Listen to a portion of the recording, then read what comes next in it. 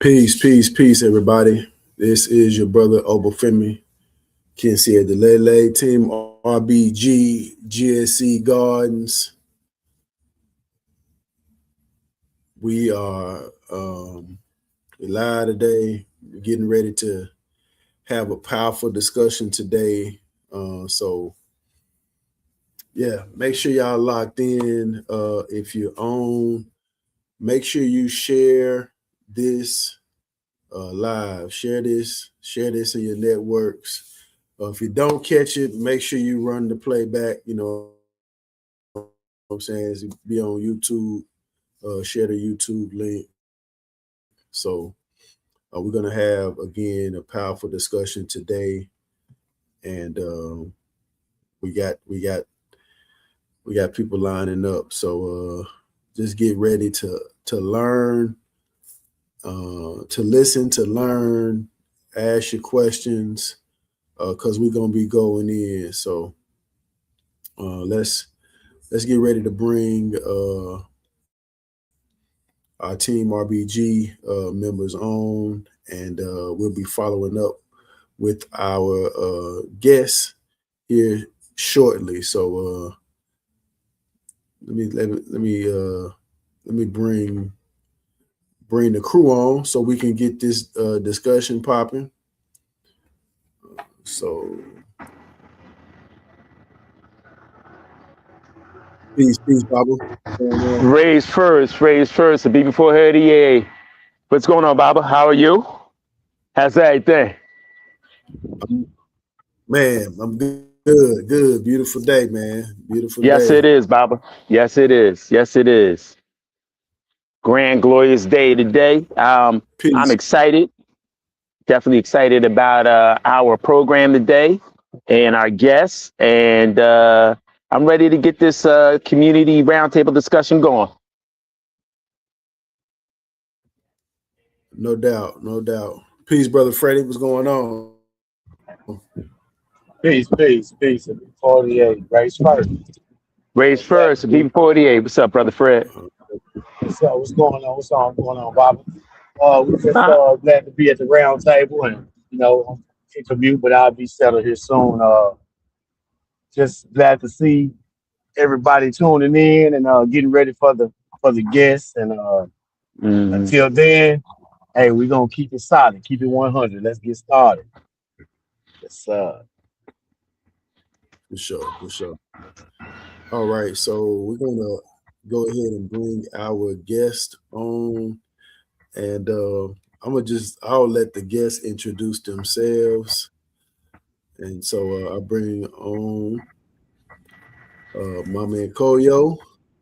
The floor is yours. Introduce yourself. All right, give me a moment. I will definitely do so. Greetings to everyone. I'm trying to fix my background here. I'm at home. I was trying.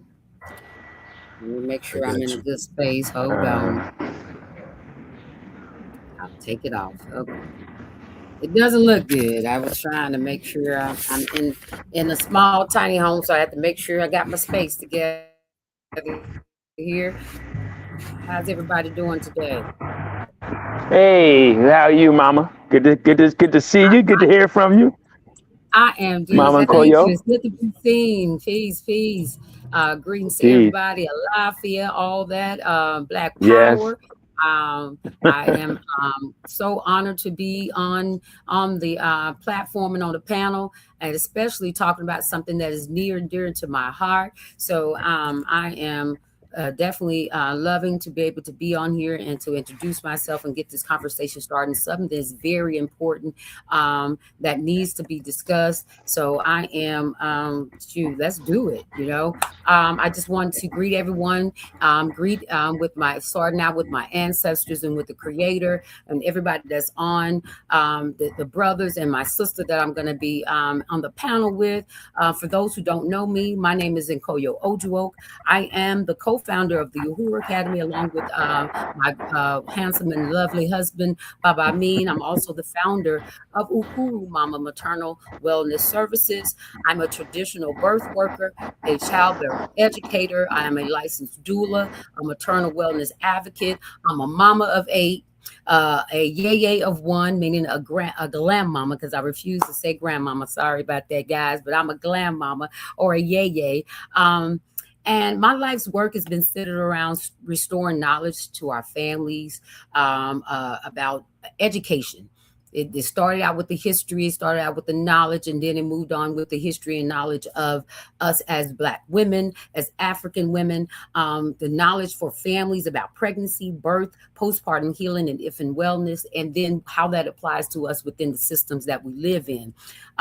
When we talk about the state of Black maternal health, we aren't only talking about stats here, y'all. We're talking about the mamas, the babies, the babas, the grandparents, and the entire community. So, and we know that birth has always been one of the foundations of nation building. So this conversation is very key and it's very important. And I'm so just, I'm energized about it. And just knowing that every healthy birth strengthens our family, the Black nation. Every supported mama strengthens our community, the Black community. And my goal isn't to tell every mama where she should give birth, how she should give birth, but my goal is to make sure that she understands that she has the options, she has the right, she has the autonomy, and that she deserves the respect to be able to get the care that she desires, the care that she has lined up, and the care that she deserves, and that she's empowered with all the knowledge to make the informed decisions that she needs to make before bringing a returned ancestor onto this earth. And so I welcome everybody to the panel and welcome you to this conversation. And that's who I am. I'm gonna give it over because I got plenty more time to run to gamut about the things that I'm empowered and passionate about. But that's me, Nkoyo, Mama Nkoyo, affectionately known as. Awesome. So, Kwaeisi, can you introduce yourself? Hey, everybody. Can you hear me? Yes. Can y'all hear me? Awesome. Yeah. We hear you well. That's awesome. I'm Kwaeisi. I am the owner and founder of Willowing Doula Services. I'm based in Arkansas, in Southeast Arkansas to be more specific. I have been a doula since about 2019. In December of 2019 is when I began my training under, at the time, Nicole Fletcher, who was over Nurturing Arrows Doula Services, and over time that's become Ujima Maternity Network. So I'm in a part of that organization, and I have been helping and serving families from Southeast to Northeast Arkansas ever since. It was a passion of mine that I did not know I had until I learned the word, and I was like, what is a doula? What do they do? How can I get involved with that? And I just kind of hit the ground running from there. So like Mama Nkoyo has already mentioned, this is a very important conversation. It's a conversation that I like to be a part of as many places as I can, be it on a platform like this or in a supermarket when I see a pregnant mama. So anywhere that the conversation comes up, I'm here to have it. So I'm just excited to see how the conversation unfolds and, just be a piece of the puzzle to help solve this issue for us. So that's all.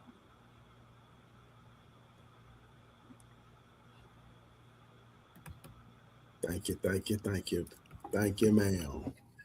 All right, y'all. So we ain't gonna waste no time.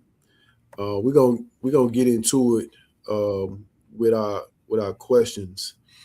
So again, make sure y'all like and subscribe to the channel, Team RBG, and make sure you share this show. If you know somebody that's in the process of about to have a birth, if you know somebody that's looking to have children, or already got children, if you're looking to build family, if you got a family, this is a show for you to tune into. So let's make sure we share this out here. So so off top, so let's get some grounding type questions first. So for someone who has never heard the words before, what exactly is the difference between a midwife and a doula versus a hospital doctor, somebody who giving birth at the hospital? Like, what's the difference? And that's for both of y'all. Either one of y'all can answer. Okay. All right. So I'll go. I think as far as I'm gonna try to go as fast, quickly, so that it won't be drawn out. But for someone who is not familiar with midwifery, or what a midwife is versus a doctor, or a gynecologist, or obstetrician, or what a doula is. A midwife is a licensed midwife, or a medical clinically trained midwife is a trained healthcare professional who specializes in women's reproductive health, pregnancy, childbirth, and postpartum care. Now, I guess I would say a doula, or let me just stick with the traditional midwife, because that's what I am. I'm a traditional midwife. Traditional midwife focuses on holistic, intergenerational care for pregnancy, labor, and postpartum periods. And I'll stop it at that, because we're going to be able to get into all the others, because for me, I blend ancestral, community-based knowledge. And again, we'll get into it. I don't want to go too far with it. And a doula is a non-medical professional trained support person, and we're here to provide continuous physical, at times by touch, moving around, helping, and things of that nature, emotional and informational support during the time of pregnancy or birth for the family, for the mama, and for the baba. So we're there to assist, make sure that if you're in a hospital setting, or if you hire a doula wherever in a birthing center, that I am there to help you create the atmosphere that you would like. We have a birth plan, so whatever it is that you're wanting to have, according to where you are, where we're having the pregnancy, the birth, excuse me, then I am going to be that one to make sure those wishes are carried out. And I just want to stop it there, because I'm sure later on we'll get into more in depth of what those things look like each, and what a licensed doctor, a specialized or a birth professional within the hospital system, obstetrician or an OBGYN is a medical doctor specializing in pregnancies, high risk pregnancies, or surgeries like C-sections. And they're mostly, most of the time you're going to get, I would say you're going to get educated guesses, educated information from the doctors, from what they know from their books, from their studies, from their practicums. And sometimes you'll get from experiences as well. So that's what the differences are with doctors, midwives. Midwives, traditionally, we have more connected, relatable. We're more in the community. We have more access, or more in touch with the things that my grandmother, my mama, my aunties, and the grand midwives and the granny midwives that we've gotten the information from. Clinical midwives they take they're a little more in detail with the mama, with the body, and what things can come up with, some of the issues that may come up. And so they study more. And I decided not to go into the clinical part of midwifery, because I wanted to stay in more tune with what my ancestors did, and because we taught them first anyway. They got a lot of the information from us anyway. And unless I digress, I'm gonna let sister go ahead and give her her definitions of what they are before I get into my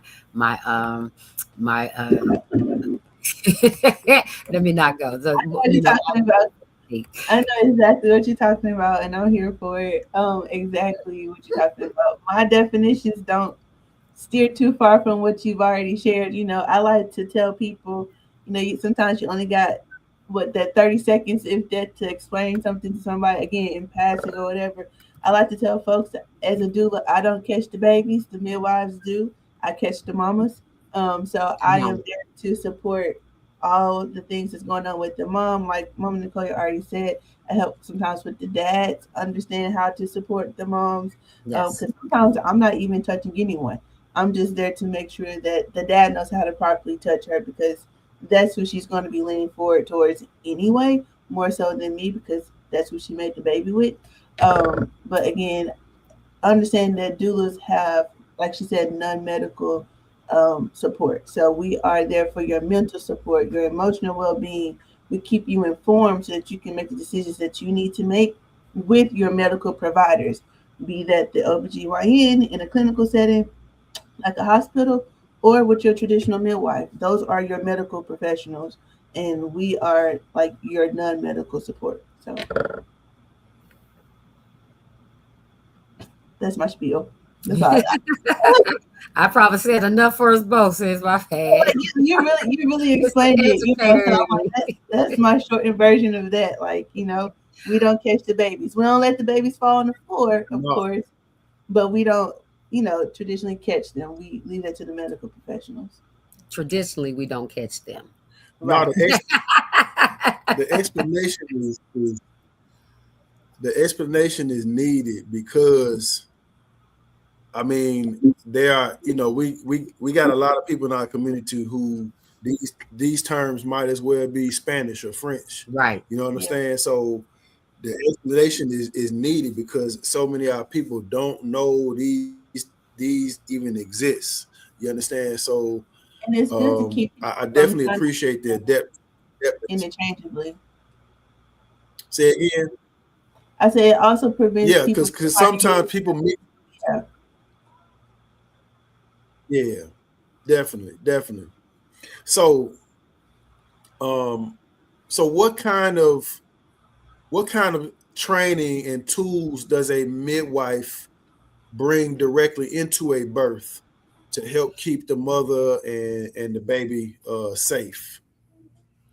I know for me, what I bring into the space as a midwife is that I understand the anatomically what's going on, what the mama's body is doing. I understand what the baby may be how it doing, and also it's in terms of placement, what that may look like, and what we need to, as far as if the baby's feet first, if the baby's head first, and sideways, things of that nature. So I come in also knowing that there are, it could be some issues, and I know how to maneuver those things as a midwife. I also know that there are going, again, if the environment is not a way that the pressures can rise, if the stress is there, and that how this could affect mama, and in a way that she's not able to focus on the journey that's at hand, and that is getting baby earthside, bringing baby on out of her, the world that has been in for however 7, 8, 9 months,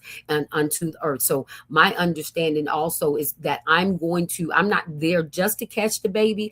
I am there to catch mama, to catch baba, catch whoever. Meaning, and this may be different, from, it may be a different approach from others. So you got to talk to those others. But I know for me, as the traditional midwife, what I carry into the space is that I come with my ancestors. I come with their ancestors. I come with baby in mind, and I come in with the babas in mind. I come in with the family in mind, knowing that this is all. So if you got a group of people that's there, that, for instance, I had drumming when I was having my last 3 children. I had music. I had the sounds. I had all these people around that were there to support me. However, when it came down to it, it was going to be me, my baba being, which is my major, whoever the baba is, the mama, and then you may have 1 or 2 other people there, but we may, and the doula, if you have a doula, because a midwife is going to be focused on baby and mama. A doula is there for all the other support, is to make sure things go right.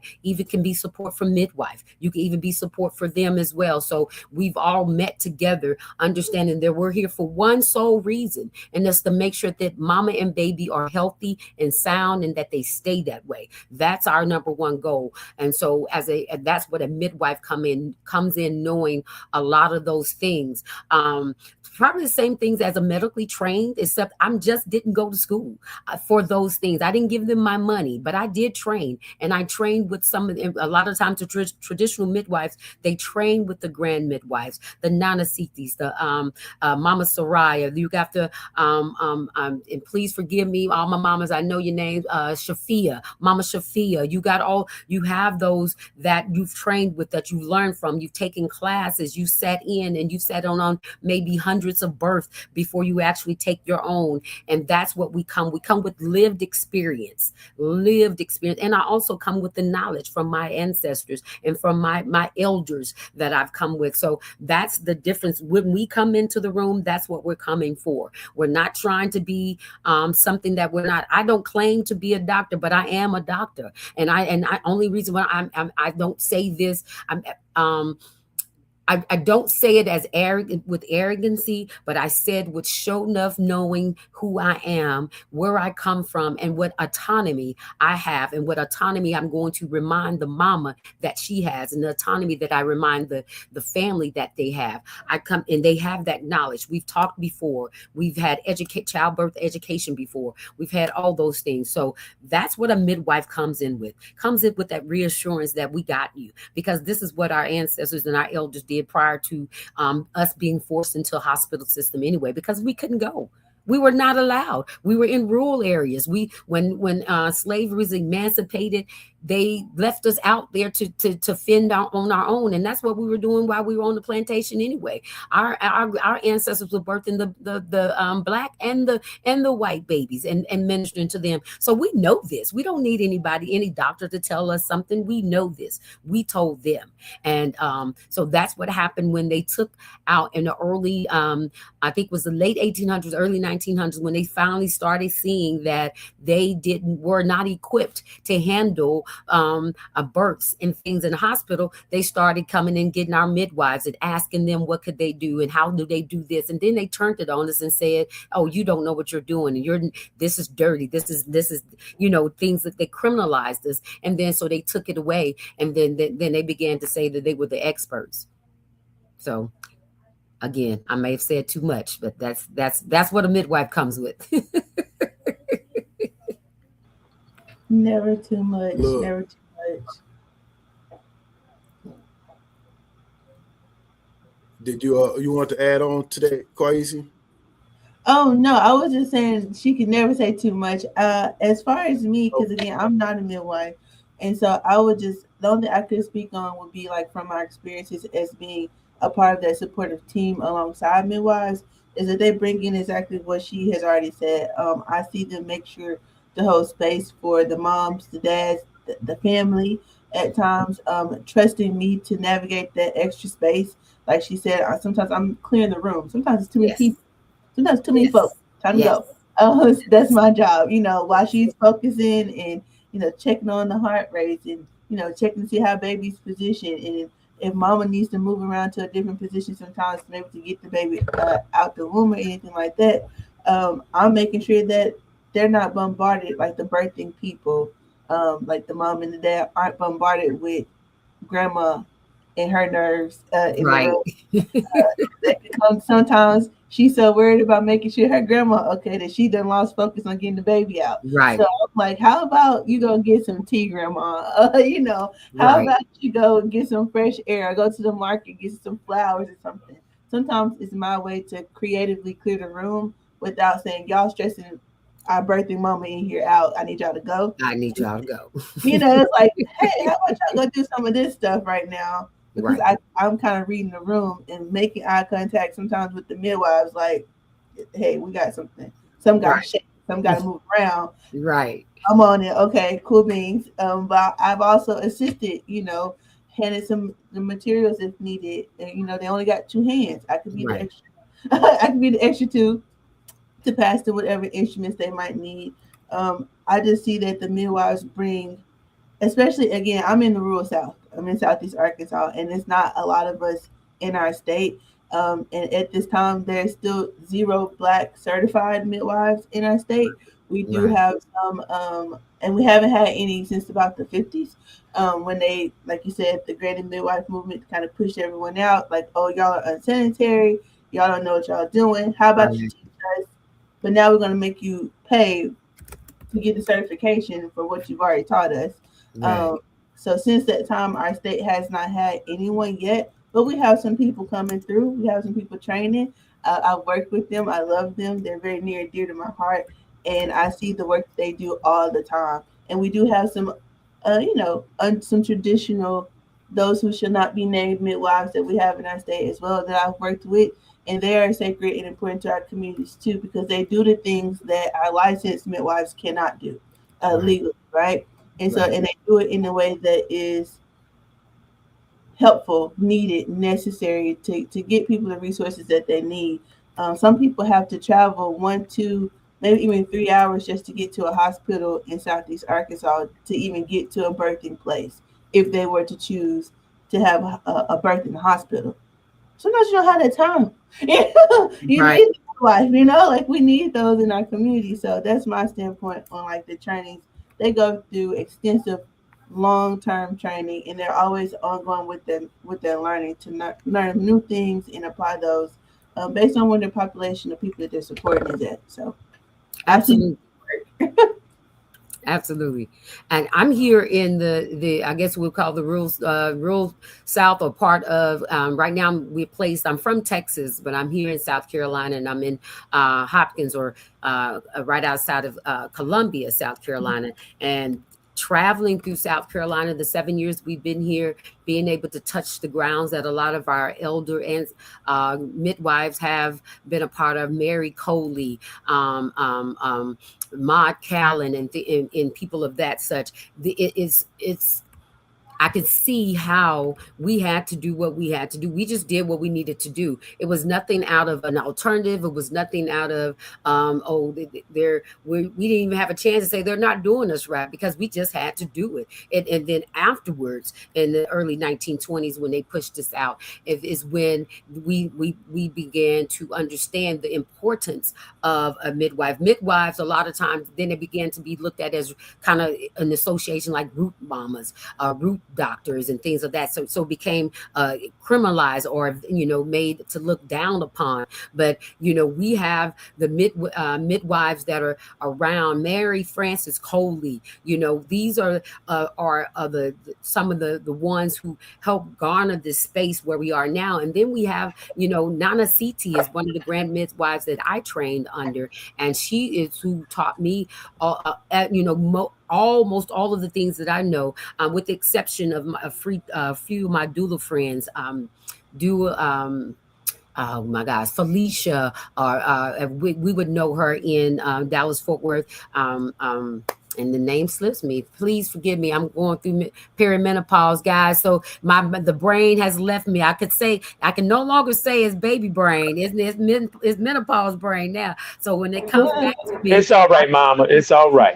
I would definitely let you know. But however, we have to look at and understand that a midwife protects the birth, because we're going to stand to the side and let mama do what she needs to do. It's not a lot when you've done all the educating and you've created the space.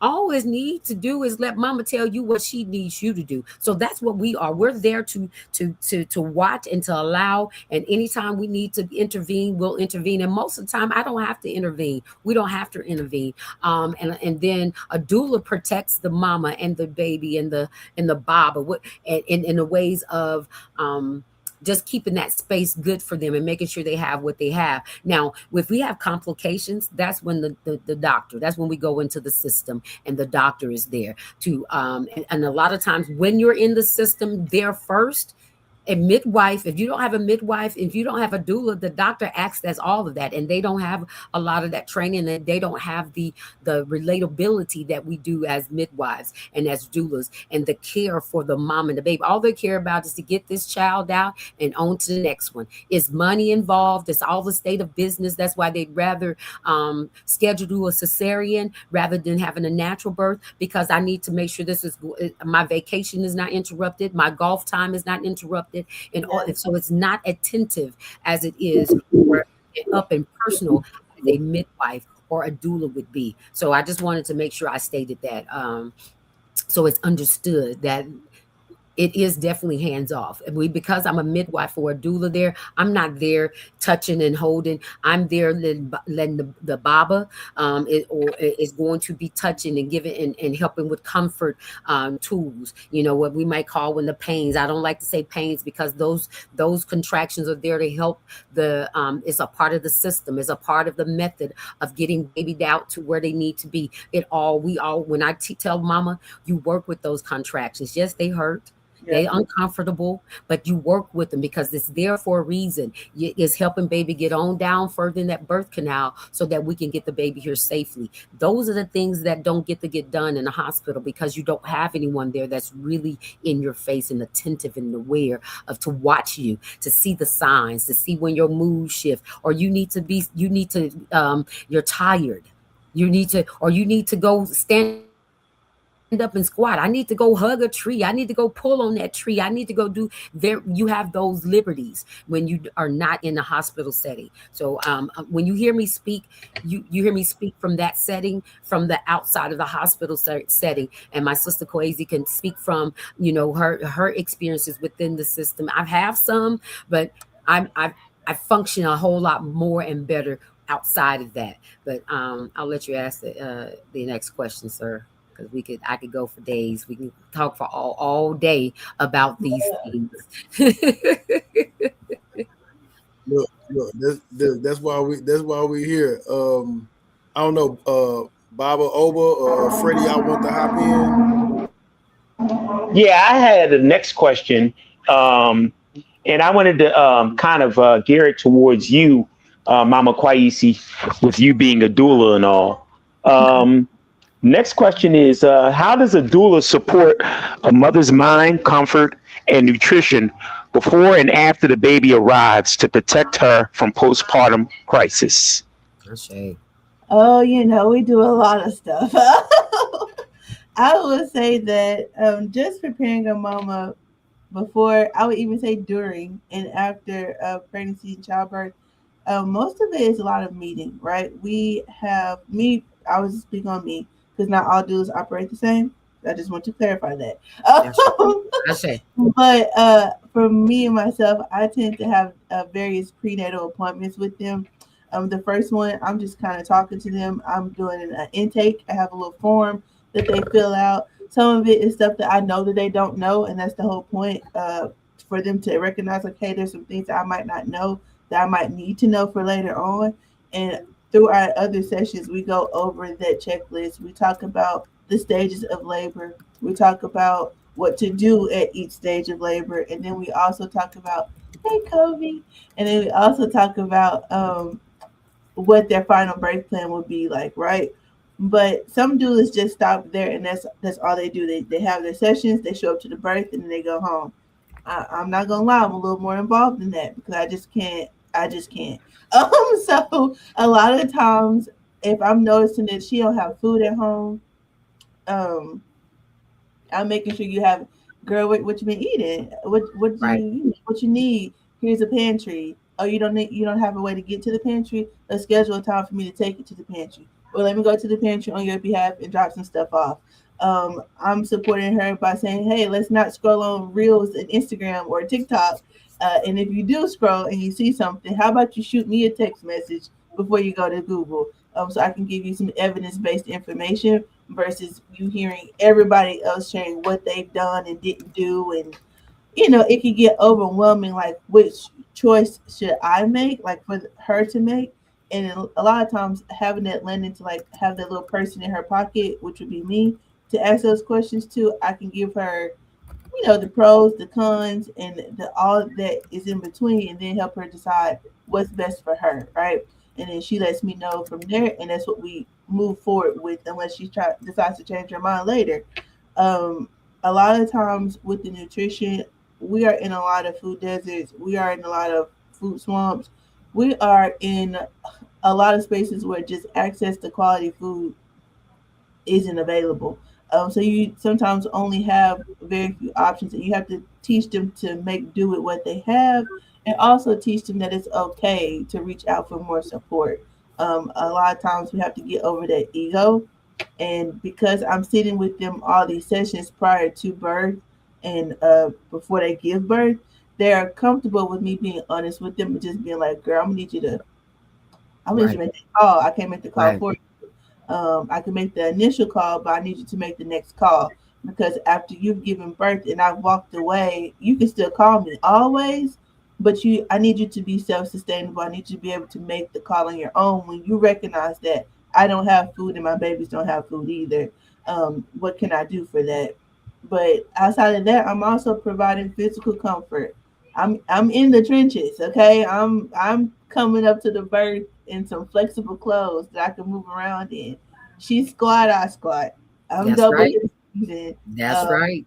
Sometimes I'm lifting up the belly for X amount of time. Working my biceps. It's a workout, okay? It is not easy work sometimes, depending on what the mama needs. Sometimes I am her only support. I Sometimes say. there's not a dad there, and there's not a family member there or a bestie. I'm that person for her, and so I have to go in prepared to wipe some tears, put her hair up in a ponytail, catch some throw up, and also, rub her back. Like it just is what it is, and I do that there. She get the baby out. I might, I might sneak her a little treat if she's in the hospital. They say don't eat. I don't know. I don't know, believe in those things. I don't believe you. That's They right. told them not to eat. In the chance that there's a surgery that's needed. I understand the reason why that they say that in a traditional setting in the hospital. But you need to have nourishment in the marathon that is giving birth. So I might, pass her some grapes. They're healthy snacks. I need her Right. to have some fuel. And then afterwards, I'm making sure she's hydrated, and all the same things. And I get her whatever big old meal she wants after she's giving birth. You can eat whatever you want, girl. That's Whatever. right. So that's kind of what I do. Yes, and I love that Sister Kwaeisi said that you make certain that we're not there to, it's not fantasized what we are as support workers. We're Yeah, not fantasizing. We're not, just because we hear so many ugly stories about mama's been in the hospital, that doesn't mean on the outside that we're like, yes, whatever you say, whatever you want, whatever you do, know yeah, that the whole goal is to make sure that you are safe, that you are well, and that we get baby onto this side, and that you both are well even afterwards without complications. So we have to have those uncomfortable conversations about what are you eating. You say, you especially being if you're birthing in a birthing center, if you're out, want to do it at home, you want to be not, you want, and I'm not, I'm and you want to be outside the hospital, you want to right. go against that grain. We have to do some things to make certain that, so you don't have to even see those people. And so there are some uncomfortable conversations. Are you taking care of yourself? Like she said, feeding them. Do you have the food? Do you have, are you stressing? Is your mentally, where are you? If Mhm. there's fear behind what you're about to do, that's understandable. Even me, I have that fear. When I first decided to give birth at home, I had this, I believe, the stigma and the hype as well. I said, "Ooh, I'm at home. I'm not at the hospital. What am I going to do if something happens?" But what do we worry about if something happens? I want that. That's what I build, that confidence, and I make sure physically, we make sure physically that mama is in the best position and the best state physically that she can give birth. That's our number one goal, is to make sure you guys, we have the best outcome. So I might have to say, now girl, you got to put down that soda. That soda is not going to help you do what you need to do. If you Right. don't want to be in the hospital, and if you don't want to be in an emergency cesarean situation, we got to do this. And Yeah. another thing you said, Mama Equazi, is that you, and forgive me because I always probably botch your name. Is it quite Quite easy? easy. Quite easy. All right, I Yeah. got quite easy. I got that. Now it's easy. All right, I got it. Quite easy. Yes. So if we're in a situation where there's a mama that doesn't have that support, in which Yeah. I'm gonna put this pin in it, we need, this is what doulas and midwives, this is what they were. Even if it was your auntie and your grandmama, they were called midwives because midwives are just mamas. We're sitting with the mamas and we're mamas ourselves, or aunties or whatever. So this, we got to get that back. There should be no mama that is birthing alone. We need to be able to make sure that we are able to get out into our communities and provide a safe space for women to feel like they can be vulnerable with us and say, hey, I need you to come in. I've gone in plenty of times. They call me at the last minute and say, hey, I don't have anybody here. Can you come up here with me? Even if you just listening, catching the words and the words that the doctors say and words that people are using. So I can whisper in her ear and say, no, you ain't got to go for that. Or no, that you can do this. So that we need to have that space of support for whatever reason. I think that's number one, because if me as a mama, if I'm giving birth, it's already scary. It's already uncomfortable because I'm, going through these contractions and things. And if I hear these words coming in my ear that I may not understand and I have to make decisions, that's not why I'm here. I shouldn't have to worry about that. That is what my doula is for. That's what my husband is for. That's what my mama is for, to be able to, so that I can get this baby here. And it can be without less trauma of blood clotting or blood pressure and things of that nature. So I think I just wanted to hone in on that, that Kwaeisi was saying that is important. Having that support and being able to go get food at the pantry, or being able to go, hey, if you herbal, as a traditional midwife, I use a lot of herbal medicines and natural remedies. Let's go get it. But you have to follow it as a mama too. So we have to come back and hold you accountable. It's got to be some self-accountability there as well. But it's in love and it's in understanding. I'm a Black mama, you a Black mama, and I got your back and I know what it looks like. So let's figure it out. What are the apprehensions? So I give the autonomy. We give the autonomy back to those, because the doctor is not birthing this baby. I am. So if I say it's something don't feel right, you need to, God dog, listen to me, and we're gonna figure out how to get this rectified. So we should be listening to the mamas. I don't care how many degrees and how many hours and babies who's birthing it right now. Whose body is this? So that I have that connection with the baby. Me and baby are on one accord, baby. We have conversation, and y'all might call it conspiracy or she crazy, but baby, we spiritually in tune, and then we having a conversation. Not at all. Come on now. And my funny that you said that though, because like you said, I am sometimes more so, even though I'm a doula, I could be outside the hospital, or I could be in it. That's right. If they're in the hospital, I do have a lot of some of the experiences of making sure that they're heard. Yes. By the medical teams. Yes. Right? Yes. And making sure that they understand that we are a team, that I'm included in the team. Yes. And that I'm not your enemy. I'm not the opponent. I'm not someone that you should be automatically like abrasive with as far as like the medical staff. Yes. There's been some times I've pulled out do you have a vagina? That part. Did you hear what she said? Sometimes I've had to just directly ask, especially during like the COVID time. I remember there was a time when we couldn't go in the hospitals with them. And I was like, I had one mama have me just on the phone, and she was really nervous. She was getting prepared to go back I think she was getting prepared for a C-section, and she was getting an epidural, put all the things placed on her. And epidurals it's a really big needle, and a lot of people don't recognize it until they're about to get one done. Yes. I have a habit of making sure that there's no one in the room now when the epidural is being placed. And all I can hear is her like, you gotta be really still, or, you could potentially something can go wrong, right? Have to be really still through contractions where you naturally are supposed to move through, right? So it's like, allow her to get to a space where she can't actually be still before you try to stick her. And this particular anesthesiologist was just very rude. And on the phone, I told her just keep me on speakerphone, and I will unmute and mute as needed. And I was just like, "Are you okay today?" Right. Okay. I said, "Did you have an argument before you came into her room? Do you need to step out and gather yourself before you stick her with this needle? Because you are being very rude to someone who is giving birth for the first time and in a way that she did not anticipate, without having her husband close to her or even me, because I need you to just kind of gather yourself." Right. And she said from that moment she was treated much better. But I was like, you okay? You need a lollipop? Like, calm down. Right. And they need to know at that, and that's very key. The system, the hospital system needs to know that you have those that care about you and that are going to advocate for you in that. And because when they believe that you don't, and that you don't know what you're talking about, they're going to do you any kind of way. And that with time out for that. The time out for that. So that I love that you're able to, and then we have to, as support people, not be afraid and not be I guess shameful or deferring to them because we think that they know more because they're the experts, because they're not. Because like you said, you don't have a womb, you don't have a vagina, you don't, you know what I'm saying?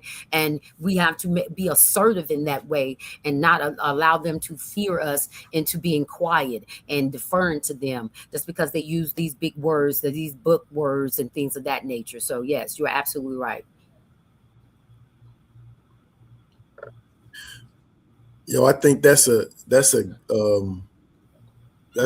great way to segue into our next question, because I just think about how, being in that birthing space, especially if you in like a hospital and people have that notion where they the experts, they know what they doing, you know what I'm saying? Let them do their job, you know what I'm saying? But I'm like, right.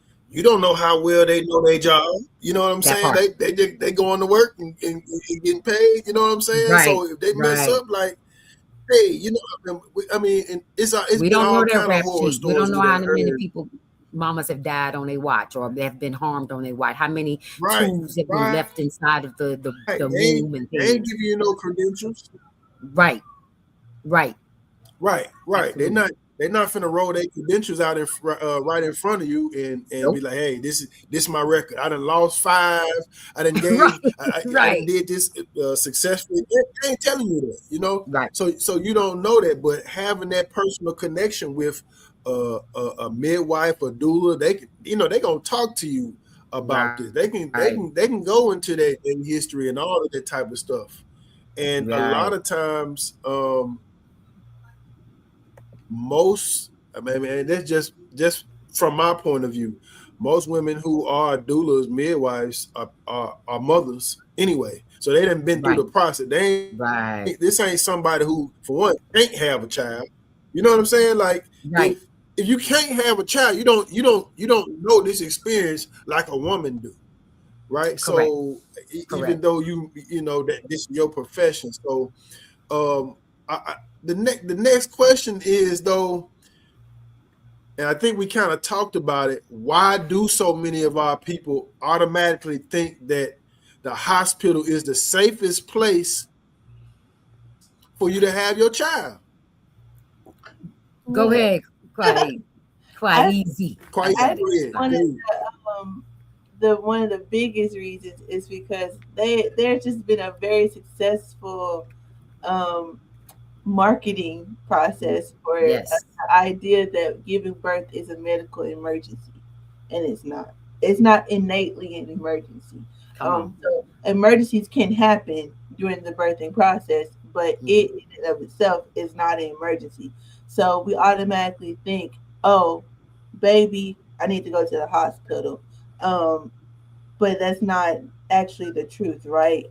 Your body knows what to do. You know what to do. There are people in your community that like are midwives, traditional or medically trained. You know, whichever type of midwife that you are, those people can come to your home and meet with you and Yes. be there in your safest space. You are more comfortable at home. You are more relaxed at home, considering that you have that type of home environment, right? Right. And then those are the conversations that we just kind of have to determine, is my home actually safer than the hospital, or if it's not. Because again, like she said, sometimes we have to have uncomfortable conversations, and you Yes. want to do something, but how can we actually make it happen within the means of how you're currently living? But that's the reason why people trust the hospital so much right now. It's just, despite the fact that we see so many articles and news stories about how it's not fully supporting us in this way. We're dying left and right. Arkansas is in the top 3 for infant maternal mortality, and it's Mm-hmm. time. That's just for women in general, right? Regardless of race. Right. It's times that by 3 for all the Black women in our state. I'm pretty sure we're number 1 in all 50 states for women and children dying, Black women specifically, and children dying in childbirth. And most of those times, it is preventable. Um, Right. That if is certain correct. things were done sooner, if certain comments were taken more seriously, if more procedures were paid attention to and followed through like they are supposed to, those women and those babies probably wouldn't have died, and they probably won't continue to die if people start listening, sooner. But we are still kind of just conditioned that you go to the hospital to give birth, right? This is what we do. Right. Absolutely. To veggie back off of Kwaeisi, Sister Kwaeisi, I definitely like the bad baldy, your gorgeous mama there said, birth is not a medical emergency. And a lot of times they see it as that because that's what doctors are. They're built for emergencies. They're there to treat emergency. So that's why if I do have a mama that is going to go into the hospital, I tell her to labor as long as you possibly can. Do all the things you want to do at home before you go to the hospital. As long as you can do it. And then you get there. That way you get there and all you got to do is push it out, honey. They don't have to worry about trying to convince you to do an epidural, try to give you the meds to induce you, try to convince you to get a cesarean. You're calm, you're peaceful. I'm just ready for you to push this, for me to not even just push out. I hate to say because we said that sounds like animals. They got us with these terms that we use, and that and they can be harmful because we start to think of ourselves as an animal that we just gonna push this out and we're gonna be good and we'll go and like a deer or like a cow, they get up and walk away and the baby's squirming around over there. No, that's not what we do. But let's go in and let's deliver baby to this earth side, and then I can get back home. Y'all can sign my birth certificate and give me. I'm not getting vitamin K. I'm not getting none of that stuff. I got all that at home. I got it. Let you tell me that my baby is healthy and sound, and I'm gone. But I think that the propaganda, like you stated, that we've been feared into believing the only way to go is to go into a hospital. Like I stated, in the early 1920s when they first started sending our grand midwives back home and saying that they're not worthy and that they're not fit to function as a person of birth, giving birth to the baby, helping the baby. They've moved away from that because it's money. It's all about money. We live in a capitalistic society, and it's a racist capitalistic society, and we have to understand that. They want you to believe it's black and white. It is only about the dollars, and it's only also because of their want and need for greed, and a lot of them are ignorant enough to really buy into the black and white thing. They've been taught that we're animals. We've been taught that we're animals and that we need somebody else to help us do a natural thing that we were made to do. So let's go to the hospital. We've been told that you can't do that. You're going to. I know that when I had my babies at home, everybody was looking like, what in the world is wrong with you, baby? Because you going to the hospital, you going home, you're not going to be at the hospital. What if? And I'm Yeah. like, the same thing happens at the hospital. You don't go in there thinking that an emergency is going to happen. It's a what if there as well. And just because you have people there that's supposed to be trained to handle that emergency, they don't handle it. They handle it as though you're at the vet. Yeah. They handle it as though you're in the wild, and they sticking your hands all up in here. As a woman and as black women and mamas that know better, we say no. We're gonna work this out. We're not. We are not going to be walking around saying that we can't do anything. We can't help you because the mama number one is going to say, no, y'all, I need y'all. Something don't feel right. I tell you, for instance, I had, my last birth here in South Carolina was last year, and the sister was we were birthing, and I noticed that she got tired, and the contraction stopped, and she stopped, and I was like, what's going on? So I had to do a physical check, and I noticed that the umbilical cord was wrapped around the baby's neck. First of all, we had to turn the baby. The baby was, and so I had to do what had to do. Ancestors come in, let's do what we need to do. Got the baby turned, the umbilical cord was wrapped. So what I do, instead of saying, oh girl, we got to go to the hospital and we're gonna have this doctor gonna cut into you and get, no, I looked her in the eye and I said, baby, let's go ahead and put, I didn't even let her know that that was what was going on. And I had to make the decision to work on getting that umbilical cord unwrapped from her. Now, I have to tell you in private the conversation that went with it, because it's real funny, it's hilarious, but and it's a little graphic. So I don't want, if children watching, and I don't want anybody to do all those things that So, but I got there and I was able to get baby here, unwrap that cord without her even knowing there was a problem. The baby was here before she knew. She was like, "What was going?" And I told her what was going on. But if in the hospital, they're going to terrorize you, they're going to fear you into going into the system that makes work for them, so they can cut. They're just cut hungry, kind of like somebody going to the barber or to the beauty shop, and they say they get scissor happy. They're ready to cut open and dig in and experiment and see all the things that they can take out and how they can do. I'm here to not allow that. Kwaeisi is there to not allow that. We're here to make sure this peace and that is calm and things that we need to be and to take care of. So that's what I'm trying not to read comments because I'm so used. Baba always says, "Bet you bad. I want to know everything. I want to know what everybody's saying so I can so I can converse with them." But I was reading the same things. I think it's my mom. My mom was sharing in the comments, basically just kind of reiterating some of the stuff that we've already said, like the environment matters, and that she said that most mammals don't leave their place of comfort in search of bright light, smells, strangers. That's right. Paperwork, and because a lot of times, even when, like you said, you tell the mama like labor as long as possible at home. I've said that statement so many times, but even when it's time to make that transition, there's a stall. And they have to start it once they get there, right? That's right. I'd be like, I need to hear. I'm looking for a couple words. I'm looking for. I gotta poop. Okay, time to go. Yes, time to go. I think I gotta throw up. If I stand up, this baby coming right up out of me. Great, let's make that. Let's go. Absolutely. By the time you get there, you ready to go. You got time to give you no paperwork. That's right. That's take me back to the room. And here I come. And there's another thing. Who says that what natural science says you need to lay on your back, strapped into some things, and you pushing that way? That goes against gravity. I need to be upright, squatting, sitting, and pushing, going down with gravity. And that's why I say, I look at these people and I'm like, you idiots, y'all don't know anything.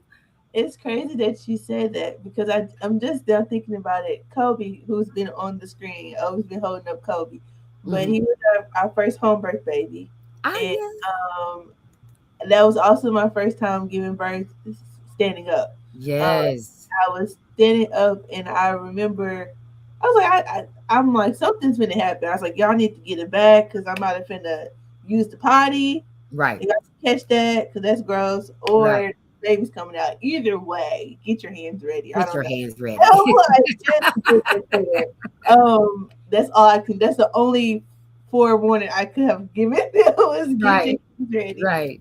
So in OB, that meant he put his arms out like this, and I leaned over, and when I leaned over, I think I pushed like maybe once, and his head descended immediately. Come on. I don't think this ever happened before. But also that discernment that midwives have, right? Because I had my birth team there, and they had enough discernment to know, because I am a doula, I try my best not to doula myself while I was giving birth. Right. I did my best to do that. And so, they told me after so long I was pushing and the rest of him wasn't coming out. My doula started going off, and I was trying to shut it down. And this listen, because I was just like, I think I was just yelling like a monotone yell, just Yes. yelling into the abyss, right? And Yes. one of the student midwives, she just tapped me, and she was Come like, on. "See," I said, "You right. I'm gonna be quiet." She was like, what are we doing? But she also was like, Kwaeisi, I need you to get on all fours. And it was her voice, because I trust Yes. her. I was trying to keep my doula brain off, but I figured I was pushing too long, too much. He was probably stuck, right? And she needed me to Mm-hmm. get in position. I didn't ask no questions. I just got Come down. on. But Come she on. did also wasn't like, oh, your baby's da da da da da. We gotta get. I would Right. I did panicking. I would have been Part. screaming That louder. part. But she was gentle. She was a little stern. Like, I'm gonna need you to please. Yes. But Yes. she was also like, get down here so we can Yes. on out, And so I just think that's really important. Like, he was very quick, but also there was something that was happening, and I knew I needed to listen to what he was Yes. telling me to do. And I had my doula there, and I had Obi there, and I had my mom and grandma. And so it's just like sometimes we don't need to be on our backs, because had I been in the hospital, I'm pretty sure they would have probably gave me a episiotomy, Yes. regardless of if I consented to one or not. Right. And they would not have allowed me to potentially tear naturally if I needed to tear. Right. And just it could have just went completely different, I think, had I not had a home birth. So Absolutely. And support is important. So you felt supported and you trusted your support. You yeah, trust. That's the key thing. Trust. We go into the hospitals not trusting, even though we've been indoctrinated to that's yeah, the first place to go. We don't trust them. That's why the fear is there. That's why heart rates are up. That's why it takes labor may take a little longer in the hospital because we're not comfortable. As your mom said, all those things, the lighting, the noise, the constant interruption, checking on things they don't even have to do. It's irrelevant to the system and to the process of what you're in. It's a natural process being interrupted by unnatural things in an unnatural environment. So I think, to go back to your question, we've been indoctrinated. We've yeah, been told that this is the rule, like man-made rule, that we've been told to go in there, that's where we need to go, instead of saying, oh no, this is natural for me. Well, why I need to be in my most natural habitat? I made the baby in this house. Why not can I birth the baby? Well, some of the babies made in the house, but you know what I mean. You know what I mean? Some of them was made in some little places, But for the most part, this is the safe place. Why yeah, can't I be there? So we have to just being able to trust ourselves. And that's where the education comes in, yeah, prior to educating and giving back, giving them back that trust and that the confidence to know that you got this. Somebody else can't tell you about your body. Only you can tell you about your body and what's going on. And because the old saying your grandmother and them used to say, well, if you can smell yourself before anybody else do. So if you smell it, you need to do something about it. yeah, And you know what I'm saying? So you know it before. I know when I was giving birth, it was my with my second child, Uzuri, at home, second child of the second set. Let me make I sure I got clarify you. I that, got you. right? You Yeah, know, and I knew I'm talking to my ancestors. Again, that fear is there. Even I don't know how many times you might go through a process. It's going to be there, and I had to, like you said, talk to myself and say, hey, you got this. And I mhm, said, all right, baby, we about to come up out of here. I don't know what's going on, immediately what's going on, but I know that we can make this happen. And we're yeah, going to complete this process and get you on this other side. And I had to really stop. And it got to that point where, that point, the point of no return, when they say, I baby, can't we do step, this. we step over, we step over the door of death, baby. And it's like, I ain't going to stay, but I Yeah, feel it. And if I can't do it, take me to the hospital. I don't care. You might be yes, I will never forget. I'm sorry, you're going to be disappointed, but I need to go now. get me out of here now. And if it wasn't for my trusted and professional and in tuned midwife and doula that was there, they were like, baby, look at me. You got it. Right. It's always like, Grace, I listen. got to have that look. You got it. And they were just like, with the next contraction, Just do what feels normal. Do what feels natural. And I said, all right. I said, well, can I have something to drink? Because we were eating, we at home, we eating, drinking, doing all the things. And they gave me my little tea tincture. Yeah. I had my little tea to help me calm me down. And I was able to push. And baby was able to push, and next thing I know, Uzuri was here with her big beautiful face and smiling. But we have to be able to trust, because I was on my way to the hospital. I didn't want to go, but I was like, well, this is the best thing, because I ain't trying to. It's over. I'm not gonna die. I'm about to die with this baby. That's not the case, y'all. For those who are watching, mamas who've not had babies, or you pregnant one, please don't. These are just my experience, and it's a feeling. Yeah. That's how you know you're at the end, so you don't have to go.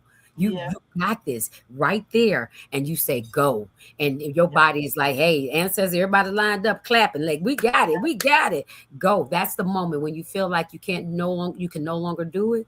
That's the moment you and baby are going to be over. So that's the answer to the question, Brother Obi. Real quickly, if I could say something real quickly, the beauty of your story, both you and Mama shared, is that you all are not only, you, Mama Nkoyo, being a midwife, and you, Mama Kwaeisi, being a doula, but you all have been through the experience of having home childbirth. You know what I'm saying? So that's a beautiful thing. So you all brought your own personal experiences into learning how to become a doula. I think that's a story to tell those who are considering having natural childbirth. Yes, you were cutting out, Baba, but I think I got the gist. You were saying that with our lived experiences. I was saying. Yeah, I was just saying that that's just a beautiful way of having this particular experience and sharing that, especially for sisters who are thinking of having their children at home, having home childbirth. You just bring your own personal experiences into your professions. And I think that's just beautiful. I say, because we can't teach what we don't know. That's the difference. And that's what I believe about a lot of doctors. They're taught and trained to take off their personal experiences and just keep this book hat. And they're not able to relate.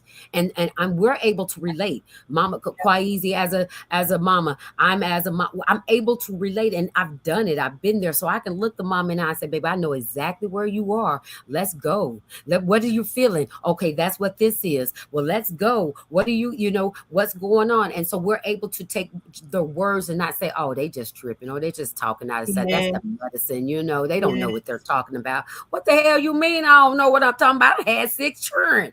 I know what I'm talking about. You know what I'm saying? Yes. I always like to make sure, as far as like in the doula realm of things, right? When we are training new doulas, and most of them are like, I'm a mama, I had this situation, I had this experience, so that's inspired me to become a birth worker in this birth world, right? I like to make sure that we can highlight, like you said, I've had 6 babies. I know what you're going through. I have this experience. I can relate to you. You're not on like some little island, right? But also that you have the discernment and the wherewithal to not overshare, or to potentially like harm the expecting mom from your experience, right? Because sometimes we can inadvertently trauma dump. In this space. Sometimes we can be like, oh yeah, I'm here because I was near death, and I don't want to. Not in the same way that you, that's but like literally, somebody was actually knocking on death's door, and they come into the profession thinking like, well, let all the other mamas know this is what they should or shouldn't do because death is on my door. Right. Go to therapy. You need to go to therapy. You need to go work through some things. And I said it with all joy, and I am an advocate for therapy, and I yes, ma'am. So I'm like, you need to go work through some of your personal things that you've gotten through. And appreciate that your body carrying you through that situation, right? Yes. But also knowing like your experience has a place and a space to be shared, but also knowing when, right? Because there's a time of, like you said, we can lock in and be like, I know exactly right now you're feeling that ring of fire, girl, it burned, but let's push through it. That's Yes. something completely different than Yes.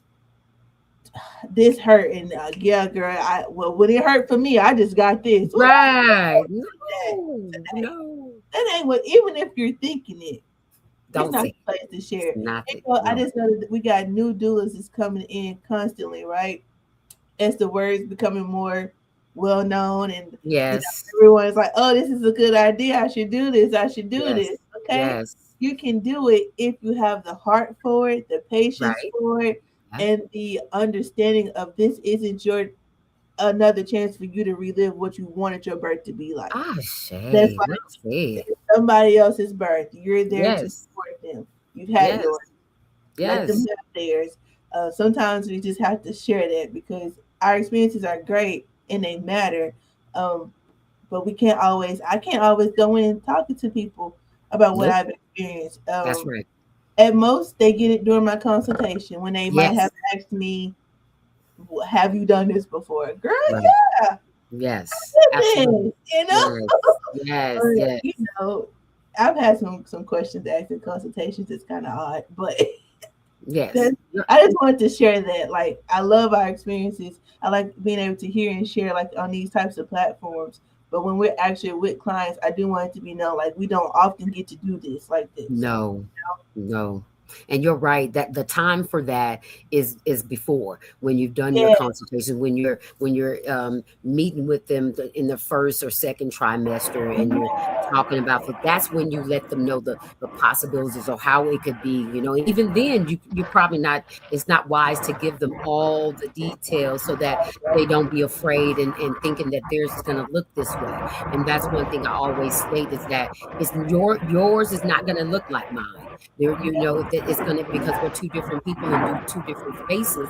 And how it also, that during the time of giving birth and getting baby here, it's not the time to be trying to come up with any kind of, oh yes, absolutely, some at any time for anyone to be talking about, oh, hold on, I feel like I'm speaking over somebody, might need to mute. I Okay. think that's Is it Oba yes, yes, yes. Okay. That Yes, the I'm time, sorry about that. I think you might be unmuted. yeah, okay, we Okay, got it. there you go. All right. Yeah, and I just think that that's the time. It's strictly for getting baby here. You can swap stories later. Now you may come up and remember that time where you were, where that, and then you can remember what you did, applying it with the knowledge that you have at this point. When you, like you said, it's the ring of fire. Oh, I know it's coming, so I know what to do. I know to get ready and hit somebody that will be ready. Get the towel to catch the baby. Get the suction, so because it's about to come, or to be tell Baba to get behind her, or to get in catching position if they're at home. Those are the things that you can say, remembering from your experience and remembering from that. But yeah, you're absolutely right. I'm glad you brought that up. That those who are coming up in the game of being a support person or birth person, please know that is not the time. You should have already done that, so that we can, this is the time to help them, and to be, so that they can have their experience to think about and talk about if they become a support person, and they'll be able to go. So yeah, absolutely, Mama. I love that. We're gonna wait for the next question. We're gonna be quiet. Yes, we are, because we're gonna keep on talking, and you ain't you gonna come on with the next question. No, I love it. Look, yeah, look. So for a mother who may be dealing with food insecurity, food apartheid, like nutrition ain't good, like what are 3 dietary changes that she can make right now to help strengthen and protect the womb, protect the child, and to have a healthy birth? Would you like to answer? No, I was waving at Kobe. Oh, You can go okay. I would have to say, to go seek help, number one. Like Mama Kwaeisi was saying, let me get someone, let's get to a pantry, let's get to where you can get some extra food, because you're eating for 2. You are growing a whole being with a head, a heart, liver, fingers, all these things. It needs the nutrients, it needs the protein, it needs the in order to create the muscle mass. You are needing all those things, and it's been because the baby's gonna get it. You're gonna walk out looking like a withered raisin if you don't put in what you need. So and so understanding that we don't all have access, I would say for mama to do her best to stay hydrated and to maybe even and to drink some teas, the raspberry teas, to really fortify the uterus, and or some to really try to make the most of your meals. Make the most of your meal and eat what you feel, what you desire. If you don't, not everybody can go to Whole Foods or Sprouts and do those things. Not even go into the garden to grab things out. So you make the most, do what you have, and you eat what's desired and what's there, and we worry about the other later. Don't let anyone scare you into saying, well, you don't, if you eating them hot Cheetos, they ain't gonna be. Well, I mean, that may be all I have, but maybe make a better choice. If the hot Cheetos, if you have a choice between hot Cheetos and some Lay's, get the Lay's. I would say that just make better choices and attempt to get help. I would say if there are any bad habits or vices that you may be consuming, to definitely try to cut those out. If you are drinking, or if you're on smoking a nicotine, try to cut those things out. If you're taking other recreational drugs, now we personally, I talk to you later, but other outside of the recreational drugs, those other things, and Black people that hear my voice and see my face, what I'm talking about. Others, not the one, but you may be okay with the one. But I'm saying, forgive me, I'm kidding too much, I hope, but no, I'm not. But I'm not. But I want you to again do best with what you have. Yep. Make the most of it. Cut out those things that are not good for baby, and not going to be good for you. And get some help. Seek some help that you can get. Somebody can. Again, that's where the community come in. And I think that's if as a midwife and as a doula, you're not just there at the birth. Right. You should be there if they seek you out and they connect with you prior to that. Your job is to make certain that from then until baby get here, and even after and for postpartum, that you are there to support them, and that you even if it's people that and that can give some kind of support. I make sure I have a group of people. Hey, we got a mama, she don't have this, we're gonna go make it happen. We come in like if you see one of those African movies, and the African mamas come in and they whooping on this man that been doing his wife wrong. They come in with the stuff, they come in with the bird. Let me stop saying that. So I might sound a little I don't know if we got a word other than chauvinistic, but I might sound like a male bashing, but I love you guys. But I'm just saying, but the mamas coming in, the African movies with the mamas coming into the village, they take mama's separated from the family, she's separated from the baba, and she has her own space, and they come in with everything that she could possibly need. We need to have our as a support person. I try to have those people on deck so that I can call them if a mama does not have what she needs. I'm gonna say that every time Nana Siti, she's an ancestor, so Ibashe to her, but she's an ancestor. She would travel. I traveled with her she was in Atlanta base. I traveled to Memphis. I traveled to Arkansas, to Alabama. We traveled to Tennessee. We're in South Carolina, North Carolina, Florida, and we ministered to the mamas. And wherever she went, she has a group, and she had her support system if the mama didn't come there. And that's again a part of us knowing as well, getting to know the mama, so that we can be able to best support them with all the resources that they need. So I don't know if I answered it right, because you said, or clearly, because you said if they're in a food desert, they don't have access. But my main thing is to seek help. Please don't think that there's something wrong or you're less than because you got to ask for help, because you got to ask. And there's somebody out there that's going to answer. Go ask. Right. My answer is pretty much similar. I kind of highlighted some of the same things that I was going to say. The first thing was dispelling the myth of like the concept of eating for two. Like you're right, she is eating for two, but I wanted to like clarify. Sometimes people think eating for two is like twice the quantity of food, and it's No, not. It's twice the no. quality of food. You need to Yes. double up on your nutrients and all that stuff. Yes. If you're in a food desert, the biggest thing is to jump over your self deprecation that you're probably doing in yourself internal, Right. turn off the negative thoughts and the negative self talk and go, I need help. I need to eat. That's right. Because like you said, the baby's gonna eat regardless and you're gonna be left with headaches, feeling dizzy. Yes. Um, Sometimes either your blood pressure is gonna be wonky and you're gonna put yourself in a place of needing that medical assistance that you're trying to To avoid. evade or not have. Yeah. So you do need to go eat. You need to go ask people like, hey, can you help me get some food? You know, I can go get food for myself, and if you have other children that exist for my family, because Right. you're probably not the only person that's going without. Right. Or some people, I've had some families where the children were eating, but the mom and dad was not eating, and Right. I had to help them get. Y'all need to eat too, like I Right. know that they were prioritizing their children, but the whole family needed to be able to eat. Um, Sometimes the accessible thing is, you might have water, you might have sink water. It's okay. Drink the That's sink right. water. If you That's don't right. like water, or you need to add those electrolytes, add some little salt to your water. Add some fruits. I think you said raspberry tea, but you can also make what my mentor called it sassy water. You add your lemon slices and your fruit, Yes. make it a party. Yes. Excited to drink it because most people go, I don't even like water.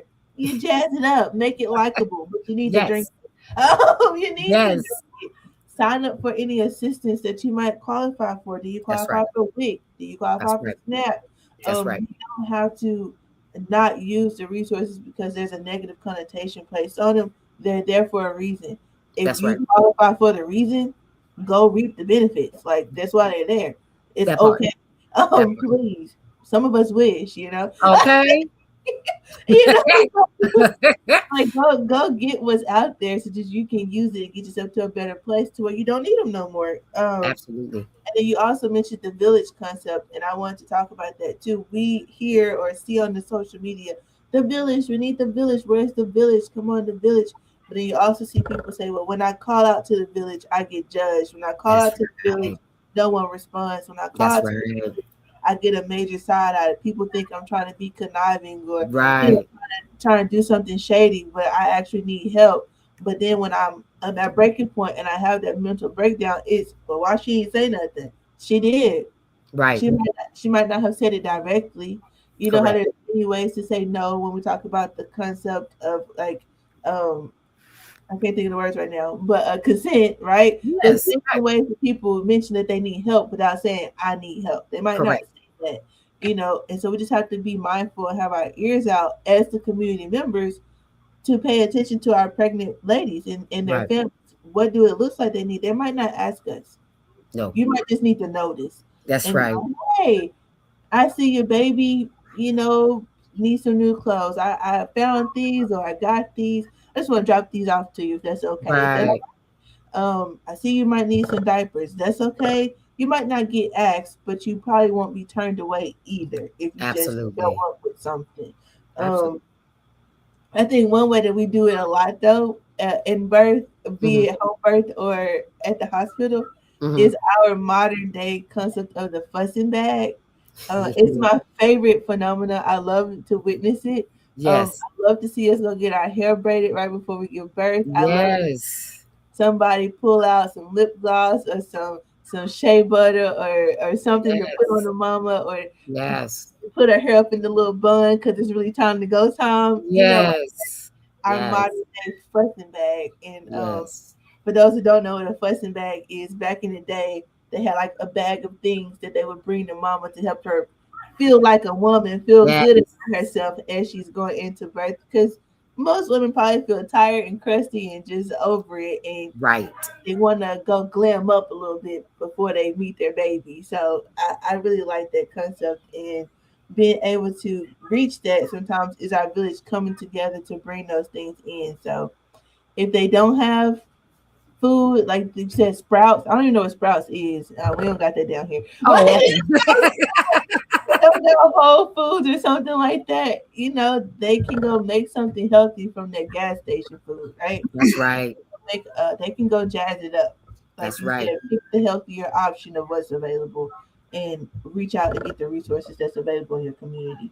I'll say absolutely, because we all have access, and if we see that before, maybe I may, as a activity for mama to get ready. Maybe I'll say, let's start a couple of potted, some pot. Let's do a raised garden, or let's do some pot gardening. Let's start a tomato plant. Let's do easy things. Let's grow some collards. Let's do some Yeah, things like that, and then you explain and educate what this can do for you as a mama. How can this supply some aid for you?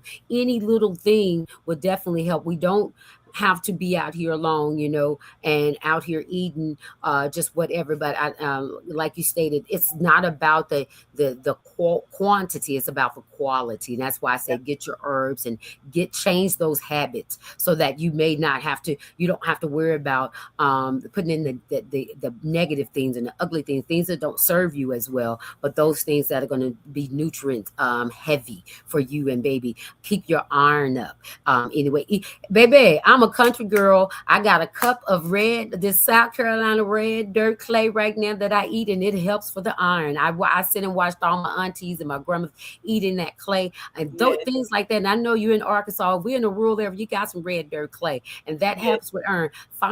Identifying those alternatives, and if you have a support person that you can count on, you can call them and ask them, what are some alternatives that I'm able to do. There's plenty in your garden that grow wild that you probably wouldn't even know that would help you, and that would be able to feed you and give you nutrients that you need as a pregnant mama.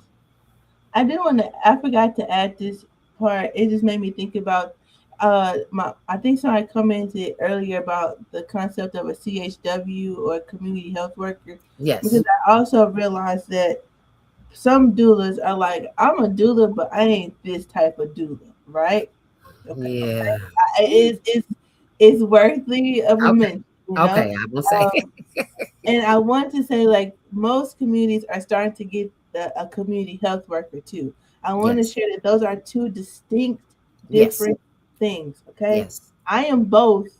I am both. I'm both as well. Yes, ma'am. And I am a doula. I also know that that's just because my natural approach to being a doula is very community centered. Yes. It's very whole person centered anyway. Yes. But as a profession of doulahood, right? That's not technically the standard, right? And so you have those doulas who are like, well, yeah, they're saying this, but I might not operate that way. Mm-hmm. It's okay to partner with a community health worker if your doula isn't the type of doula that we are on this live right now. There's a community health worker probably in your community that will also help you reach and get to the foods and the other things you need. They might be able to source you out to some get your vitamins and all those extra things. And it might be your doula connecting you, right? But your doula might not do it. Again, I know it's all 1 and 2 and 1 and a bow for me. Come on now.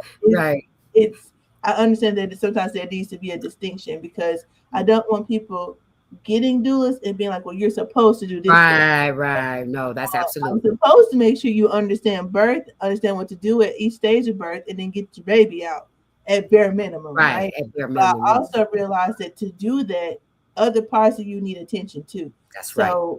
That's right. Get you a community health worker, or get you a community-based traditional type of doula. I love that. And I'm not gonna harp on the fact that I don't do this part, but I'm gonna say, if you are not compatible with your doula, get you another one.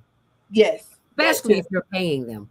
Especially if they're getting paid by the state. If it's in the state that pays due, get you another one, because you need one that's going to be able to support you in all the ways that and within the parameters that you need. So if they say that I don't do that, all right, well then I don't do you. And that's your again, talking about the autonomy that you have.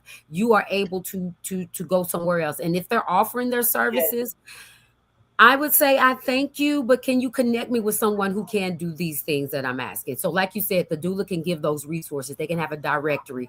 How and I hope that they're not telling them in such a way to say that they ain't the kind of doula I am. They can say, well, that's not my wheelhouse, or they can say that that's not my thing. And here is someone who can, because Yes. that would really burn me up, and I won't know how to take it in the middle of the street and fight her. So.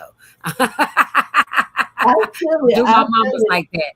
Don't do the mamas like that. Okay. Woo. I know Yes, that's right. no, Yes, you can. You can fire the doctors too, baby. I don't care if you're on Medicaid. Tell them I want somebody else. There's plenty in your system. And because you're in Medicaid, you have multiple that are available to you. So I'm glad you brought that up. You could definitely fire them as well. All right, brother. Because again, we'll be on so speaking of, she just got through speaking about being able to fire the doctors. So, what are like some immediate warning signs that the doctor is dismissing, or they not listening to the mother, or how does the doula help her to speak up for herself? You know what I'm saying? In the hospital setting, sometimes they're not even seeing the doctor until it's time to push. So they're not even there to be dismissive, right? They can be dismissive by proxy, which means they're kind of going through their nurses and nurse attendants, and the mother might have a concern, and they'll go, okay, let's go check on that. But all they're doing is going to go call the doctor to see how the doctor, or probably another nurse that's over them, and then seeing that nurse talk to the doctor and say, well, how you want us to move forward with this? What are you okay with? What are you not okay with? I would say for me, I can tell when someone's going to potentially be dismissive just by how they receive me in the room.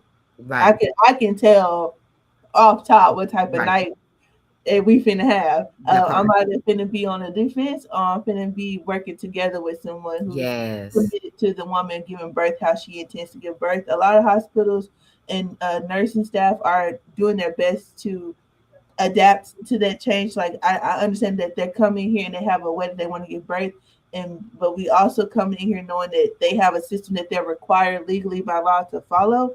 The little conveyor belt, I call it, the little house thing that they got going on. Everything is the same until you let them know that you don't want to be like the woman next door.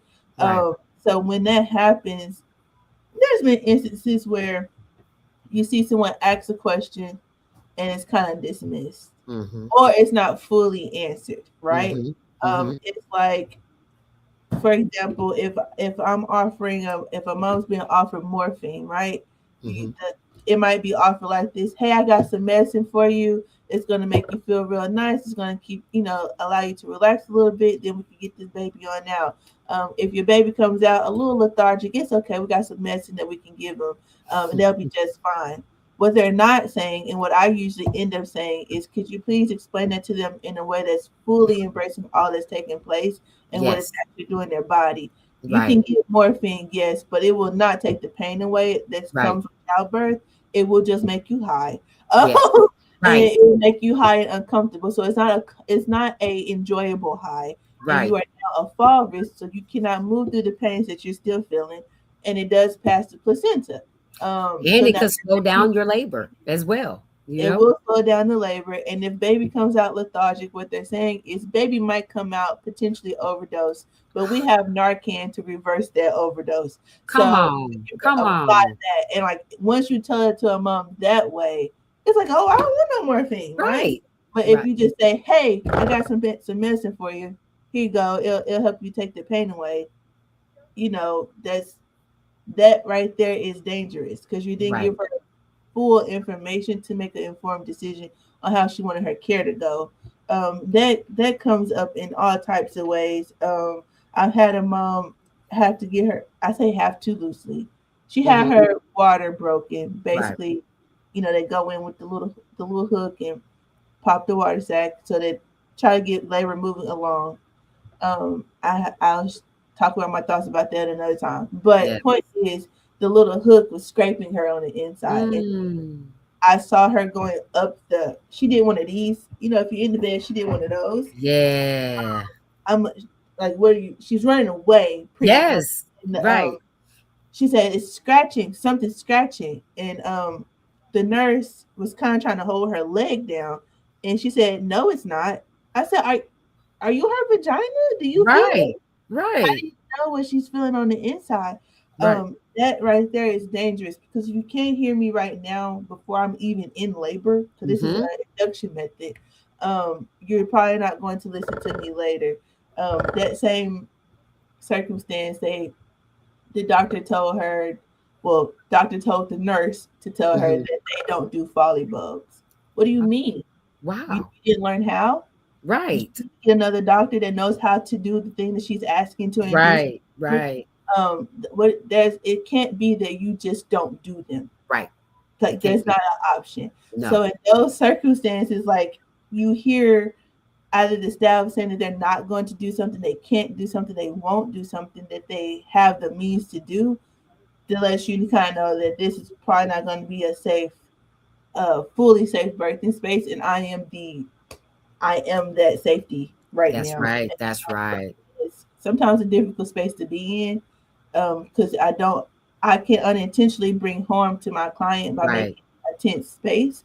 Mm-hmm. So I typically have to like navigate it in a very unique way. Democratic way. Yeah. Yeah, like, I want you to know that I understand the words and the know-hows, and I feel Mm-hmm. like you're leaving out some very important information that Right. you need to be sharing with my clients so she can make an informed decision. But also, girl, if this is what you want to do, I'm here for you. But I'm here just, for you, but you need you to know, know that, like you ask said, some extra questions if right. you have them, and then kind of work it like that. But it happens often. I cannot lie. I say, no, you're absolutely right, and I love everything that you've been stating about how to navigate that and how to do it without creating more harm or Mhm. create more of an unsafe space for the mama because they're there. What if they kick you out as the doula and say, "Hey, well, you no longer can be here"? Exactly. Then mama has to be there. She no longer has anybody to be her ears and to be her mouthpiece or to translate for her between the medical jargon and things. So I absolutely and we as birth workers have to understand that. We Yeah. definitely have to be very understanding and democratic about how we engage the team and how we ask the questions and how and relaying it to the mama so that she can make that decision and not speaking for her when it's not time to speak for her because and so I love that you stated that. And when a lot of times you'll even also, like you said, you don't meet the doctor per se, especially if you are within a system and if you're on Medicaid and how they do nurse practitioners, they do all these residential med doctors and things. So you have to just educate your client so that they know if you go with your gut. And this is me, and I'm old school, and I do know the medical terminology, and I do give the medical terminology so that they are able to use those terms with the doctor so that they do know, oh, you know what you're talking about. But I also tell my mom, I say, go with your gut. Because if your gut is telling, your intuition is saying, nah, they're not gonna. If they slightly look at you away and it's you say no, then you should go find you someone who you feel comfortable and safe with. Because Yeah. this is not me going in for a stub toe. I'm not going in and saying I have a headache, and it's just a slight headache from stress. There's a possibility that I could transition or die or pass, and my baby can, or they have to cut on me and they leave surgical tools within my body that they don't supposed to because of the way. So I have to be careful with that and minimize that opportunity for harm. So Yeah. whenever I see the need to make move, at one time when I was engaging with the hospital system, baby, I changed doctors like 3 4 times. I changed because I'm not gonna get in. Even before I knew very well the autonomy that I had and was Yeah. educated on being able to go being at home or a birthing center. I always knew to ask questions, and whenever something didn't feel right, I'm like, this don't feel right. I don't know, I didn't know another place I can go, but you are going to explain to me in a way that I can relate and that's going to be comfortable to me, that I'm going to say, okay, I get it. And then you're going to also make me feel comfortable. If not, I'm moving on because Yeah. I might not be paying you out of my pocket per se, but that you are getting paid. So I can take Or my these name being on that your list. part. Yes. So I'm gonna move along and take it somewhere else. And then another thing I would like to say is that, talking to doctors within the moment of me having a baby. I've had my first three babies at the hospital. My first one was I was a teenager. So I had no support. My mama wasn't there. My aunties weren't there. My grandmother, they had me on a bed outside the door, and I was hysterical because something was happening. My baby's umbilical cord was wrapped around the neck, and I'm up on all fours, and they be quiet. You weren't making all this noise when you were making the baby. And when you were making, and I said, well, I didn't have it then, but the years later, I have the words, and I'm saying, I tell a mama at any time, do not allow anyone to Berate you. disrespect you and demean you and demean your experience, because what they didn't know, I was screaming and hollering while the baby was being made because I was being violated. I was not being, you know what I'm saying? So you can't, so things like that. Tell me what my experience is. You know what I'm saying? And so that's why it's important as we be the support as that birth worker and understand your client and your mama before you walk into that hospital room, if you can as well. So and I was just gonna say that, like, honestly, because the last part of the question was, and how does a doula or the support person help them speak up and stay safe? That conversation starts before we get there. Absolutely. I'm not gonna lie. I do mock conversations with my clients. That's good. Practice because they're only listening to them in the birth space at a hospital. Mm-hmm. They're not listening to me. I can't say Mama Nkoyo doesn't want Pitocin. They're gonna say, okay, do you want Pitocin? They're not even gonna ask you, first of all. They're gonna say, we're about to start you. We're gonna give you Pitocin. Yeah. Like we're gonna start on the pit, we're gonna do this. Right. And it's like you have to say, wait, I didn't say I want that. Right. And so I have to practice with my clients on that white coat syndrome that everyone tends to get when a white coat is in the room, figuratively or literally. Right. And to say, oh, no, actually, I don't want that. That's not how I want to get my labor started if they're in there for an induction. Like that conversation starts in our sessions together. That's right. Because in practice, a laboring woman that's not the place to start trying to teach her to advocate for That's herself. Right. No. You have to know how to do that before we get there, or it's well said. It's a situation. Yes. Well said. Y'all are educating a lot of us right now, because I mean, I know for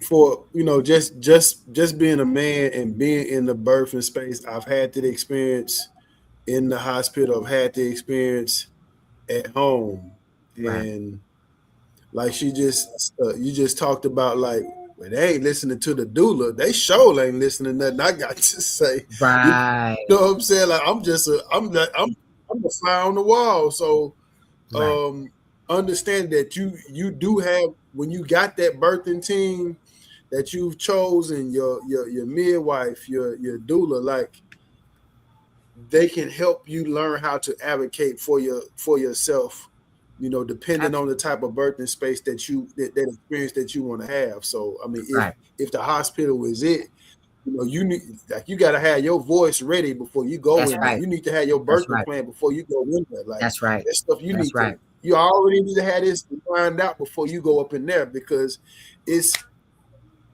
game time when you walk in there. They just running the script. You know what I'm saying? That's right. And hopefully everything goes well, and and get you out, and they ready for the next one. How it goes. Yep.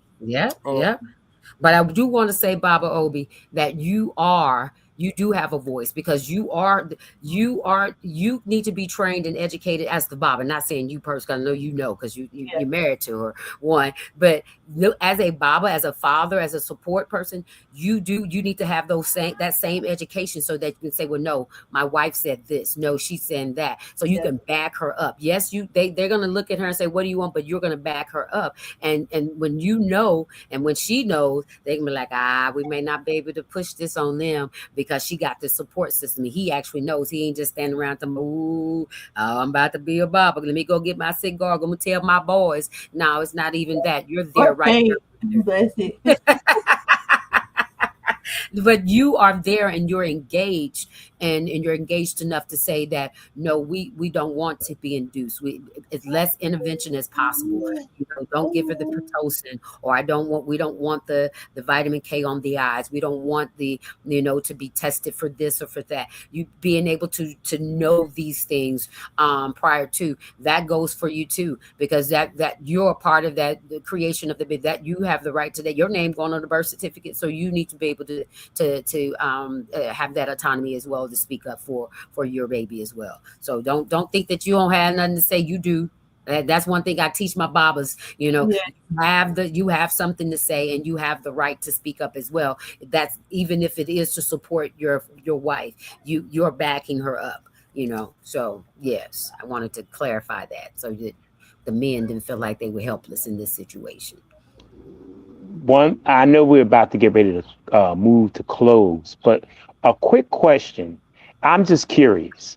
Can a midwife learn some of the skills that a doula has, and vice versa? Can a doula learn some of the skills that a midwife has, or is it something that a midwife or doula will pick up as far as on the job training, learning the different skills and roles that each has? I'm good. Go ahead. I was gonna say, I think that it can be fluid. It's just like we're learning some of the same things, right?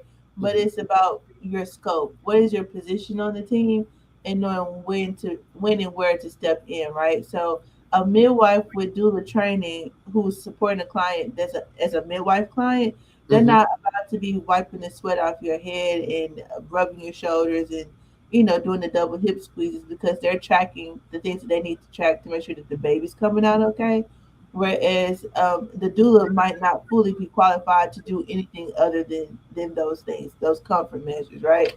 So though a midwife could go down and do doula support, a doula should not be crossing over to try to do midwifery activities, especially if they're not fully trained to do so, be it traditionally or in a clinical setting of training. Because some midwives do serve at the hospital to try to bridge the gap between at home and the hospital.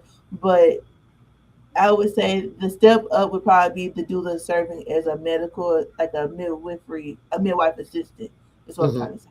Where you might find yourself stepping over to hand a tool or some pads to clean up something. You got your hands gloved up, stuff out the way and passing stuff too. But mostly my attention is on the mama. Up here, keeping her distracted, keeping her focused, and the midwife is focused on down below.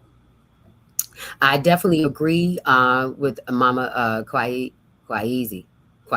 Yes, I got to remember the easy part. I like that easy. Kwaeisi. I would have to add to and then speak for my lived experiences as once being a doula. I am a licensed doula, been a doula for about 15 years now, but being working and moving into the midwife scenarios. I've been that for the last 5-6 years. That's why I choose to stay in the traditional status of it, because I am sometimes, if I have to, I am going to function as the doula. I'm going to be doing those squeezes. I've once acted as a birthing chair, a birthing stool for my mama. I had to sit in the pool, and she sat on my legs, and I was sitting, and she was squeezing, and I had to push, and I had to do things. And I was wiping the brow, bringing the tea.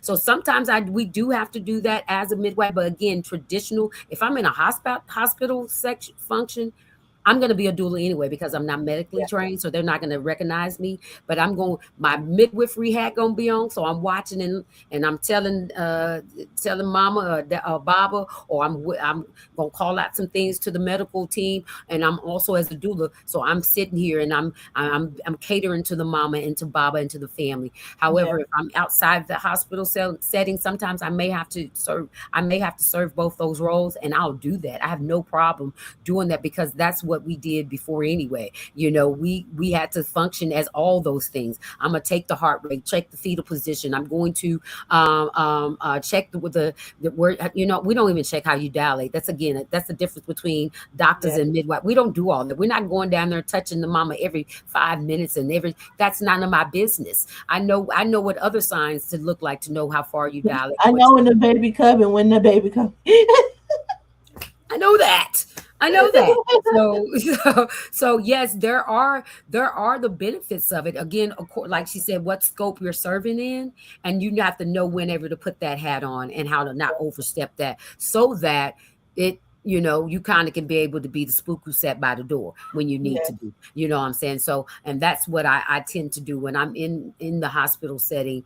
I act as a doula. I don't walk around saying I'm a traditional midwife. Y'all ain't gonna be able to tell. I just watch, and I be able to make comments or make statements, and I'll talk to the mama. But I'm mainly there as a doula, as a support person.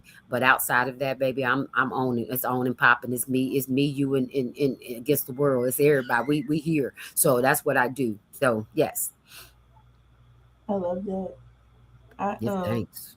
Yeah, like she pretty much wrapped that up. That's you do what you have to do. You do what you gotta do, mama, right? If I may chime in and ask a question, if I may. Absolutely.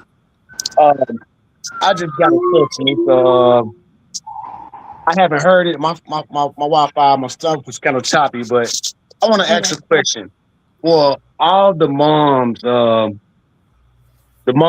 young moms at that, how do you introduce yourself to them, being that they may want to do a natural birth and they may be still living in the house at the home with their mom, which she may be used to traditional things and may have a problem with that since you're in her, in her home, but you want to have a doula or a midwife or both, however you want to do it. How do y'all support? How do you hold the support? What kind of support do you have for those young mothers that may be still at home, but they want to do it right? They want to do it with the ancestors and with their people, but the mom is like, nah, the hospital, like we said earlier, is much safer. What if something happened? How do you bring comfort to those young moms that are at home with their mother that really doesn't approve or probably may be scared? How do y'all handle that? That's a great question. That's one of my favorite things to do. It is one of the joys I have as a doula. I say, hey, everybody, come meet with me. We're gonna have a whole family discussion, because what it sometimes is just fear. That's it. A young lady becoming a mom is still her mother's baby, right? So the mama is scared for her baby, and I have to sometimes let the mom understand that she's going to have to watch her baby transition into a mother herself, right? And you're going to have to take some steps back to allow her the space to grow into this new role that she's coming into. Also, I have to explain that me, the doula, I am not your competition. I am not trying to take the place of auntie, grandma, cousin, or bestie. Actually, I need y'all to do what y'all doing so I can do what I'm doing. That's not my job. I'm not here to be grandma. I'm not here to be mama. I am an unbiased third party. Sometimes I'm here to help mitigate some concerns, and sometimes I have overbearing mamas. I've had clients who have mamas that just won't step back, or grandparents who just won't step back, and I have to explain as much as I can, without overstepping my boundaries. But like, if you want this to work, if you want her to allow you even in her birthing space, you're gonna have to kind of like feed her some space, because she needs room to grow those wings, and she can't do it in your nest still. Not even if they're in the actual house, she needs that space to become the mama that she's intended to be. And usually, once I explain that I'm not here to take anybody's role and what my actual role is, it's like, oh, okay, we can do that. We can help her. I can, at the very least, I can support her trying to do this in the way that she wants to do. This is not the space for them to relive their births. Right. Not at the time. You had your experience with however you had your baby. Give her a chance to have experience of her own, not laced with what you dealt with. find joy in seeing her not deal with whatever it was that you had to deal with. Right. A lot of them find it very healing and restorative to watch their daughters go through birth in a way that Yes. they did not know that they Yes. had the Yes. option to. Yes. That takes time. It's a whole family approach. Again, that is the way I do doula things. I know it ain't everybody's ministry, but I mean, I've had a grandpa. I had one of my first young clients. She was a teen mom, but she wanted to have a home birth. Most of them want to have home births. Yes. It is the case of their families, like you said, being on board with them and not being scared. And so her grandfather came. He said, you the woman that got my baby?" I said, "Well, she reached out to me. She wanted to do it on her own, sir. But I'm just here to help you understand why she wants Right. to do it this way." And he's like, "Well, they have the memory of somebody taking Yes. babies. Yes. They have it in their memory somewhere, but it hasn't happened for X amount of generations, and so they just find it odd why we going back." And when Mm-hmm. I explain, well, this is what's happening in the hospitals now, and this is what can happen potentially, and this is where she might feel safest at, and then it's like, oh, well, let's do it here. I've Yes. had one teen mom, whole family create a whole birthing room for her. It was beautiful. They gave her a tub. It was a whole space curated, built by hand for her throughout her 9 months until it was time for her to give birth. It was the most beautiful thing. I love that so much. And it happens. I I say. have to answer their questions. They I interrogate say. me. I'm here for it. It's okay. I say. Yeah, I'm not going to say a lot on that because she pretty much summed it up. But I think I want to add to that is the thing that happens is that a lot of times we do focus on mama and maybe the baba. And for those who may not know who are watching, I say baba is just a terminology used that means father or teacher. So that I fit that rolls off my tongue. That's more natural for me because that's what my people said. So I like to say that. So what we're catering more towards that, and we leave the extended family out. And so a lot of times they just want to feel included because, like you stated, grandmothers, grandfathers, and things like that. A lot of them have a memory of it being of it. A lot of them were born at home, and a lot of them didn't have a choice. I remember when my first son was my when Uhuru, my first home birth baby, was born, and we were taking care of my mother-in-law, and we were like, we talked to her beforehand, and the day of, whatever she heard my loud moans and groans, low growls, Baba had to let me go tell Mama what's going on, and she sent him back in that room so fast, and he was just giggling. He was my Mama said, "Get out of here! I know about this. We were all born at home. We didn't have any other place to go." So a lot Yeah, of times we just need to inform them of what's going on, like you did with the Baba, like with the grandfather. You told him this is what's going on. This feels more comfortable for her being in the space that she feels like that I am going to have the most optimal conclusion to this thing that I'm doing. Man, like I said, education is key. It's just informing and including the family. And a lot of times we're good, especially black family. We're like, yeah, we got. Oh, okay. I remember. I hear about Aunt yeah, Willa Mae. But getting them on board and to support their young daughter, the young teenage mom, because they are now into it more. They got TikTok, they're finding out that home birth is the thing to do. And when they say, well, why are we not going traditional hospital? But that's not traditional. That's Western. Let's say Western medicine. Traditional for us is to be right where you are. So you have the right mind and the right following your intuition, saying I want to be at home. Let's reversing that language around birthing for us and bringing it back home and knowing that we're not doing something unlawfully legal when we do it at home. We're not breaking the rules and breaking the law. And that brings back that confidence, and it brings back that peace to be able to say, well, that's the way we've always done it. Let me do it again. So education and involvement is key. So I love that you brought the grandfather in and made him feel safe as well. Because that's yeah. all. A lot of times we don't talk to him. We don't include the extended family. It's just that those ones. So It's, I hope it's you answered really beautiful. They end up showing up tenfold though during the village concept is very on Front Street. I would say in those yes. situations when it's time for the young lady to give birth because they start bringing in food. They kind of like the waiting room is the front room. Yes, yes. All the things.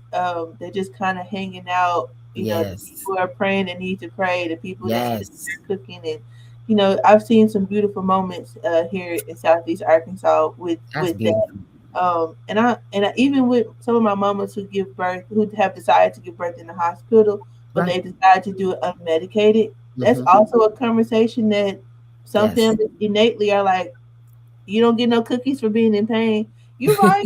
I don't get no cookies, but I also might get an extension on my life. I might Right. also get an extension on my baby's life if I That's right. choose to do it this way. And Right. that is the reason why I'm going unmedicated. And I've seen a young lady's a couple whose mother daughter relationships have been kind of restored because the mom allowed herself to relinquish That's good. um, her fear, So, so, and Right. getting her so fear out. to bring Yes. back, what was yeah, another question off of that question. What would Mhm. you say to the young mother that doesn't have their mother's approval to have that baby at their home?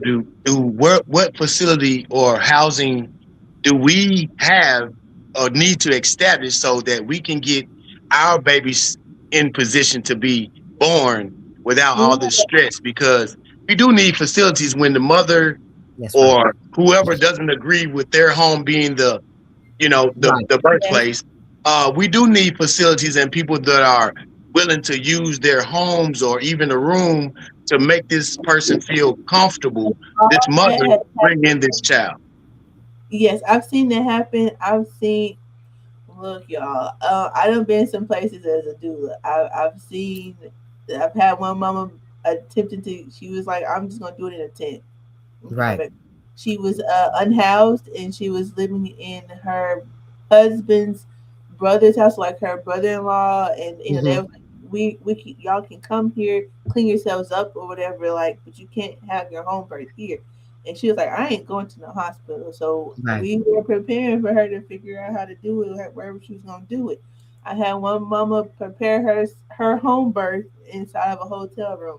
I'm That's not right. saying it's right or wrong. I'm just telling That's you right. that you have to meet people where they are. That's right. Um, I would tell the mama because my job, they hired me. The family Mm-hmm. did. I'm a Right. third party to the family. Right. They can hate me as long as my client is alive and the baby here. I've done my That's right. job. So I will not lie. I will tell them birth how you want to birth because this is yours. It's That's not right. yours. That's right. They will do whatever they need to do to make do with your information that you told them, or you can choose not to tell them anything at all. It is up to you. If it is more stressful for you to disclose how you plan on giving birth, then just don't disclose. Only you need to know Right. is your birth. And those families have to reconcile whether they are okay with being cut off from information Mm-hmm. or if they want to be involved because her peace is what's most important. If you're not Absolutely. bringing peace, you Said just gonna have that. to put it on Facebook. I don't know. Like, Yeah. I don't know what to do. Absolutely. And I would say to add to is that just giving the um giving the young mother the courage to be able to say those things or to do, showing him have to say anything, like you said, just to do what it is, create those boundaries and create that space how she needs to, and say, like you said, once we've done with this baby, I can get back to you, mama, and we can deal with why you weren't there, why you didn't have a say. We'll deal with that then, because then right here and there is what I need to do.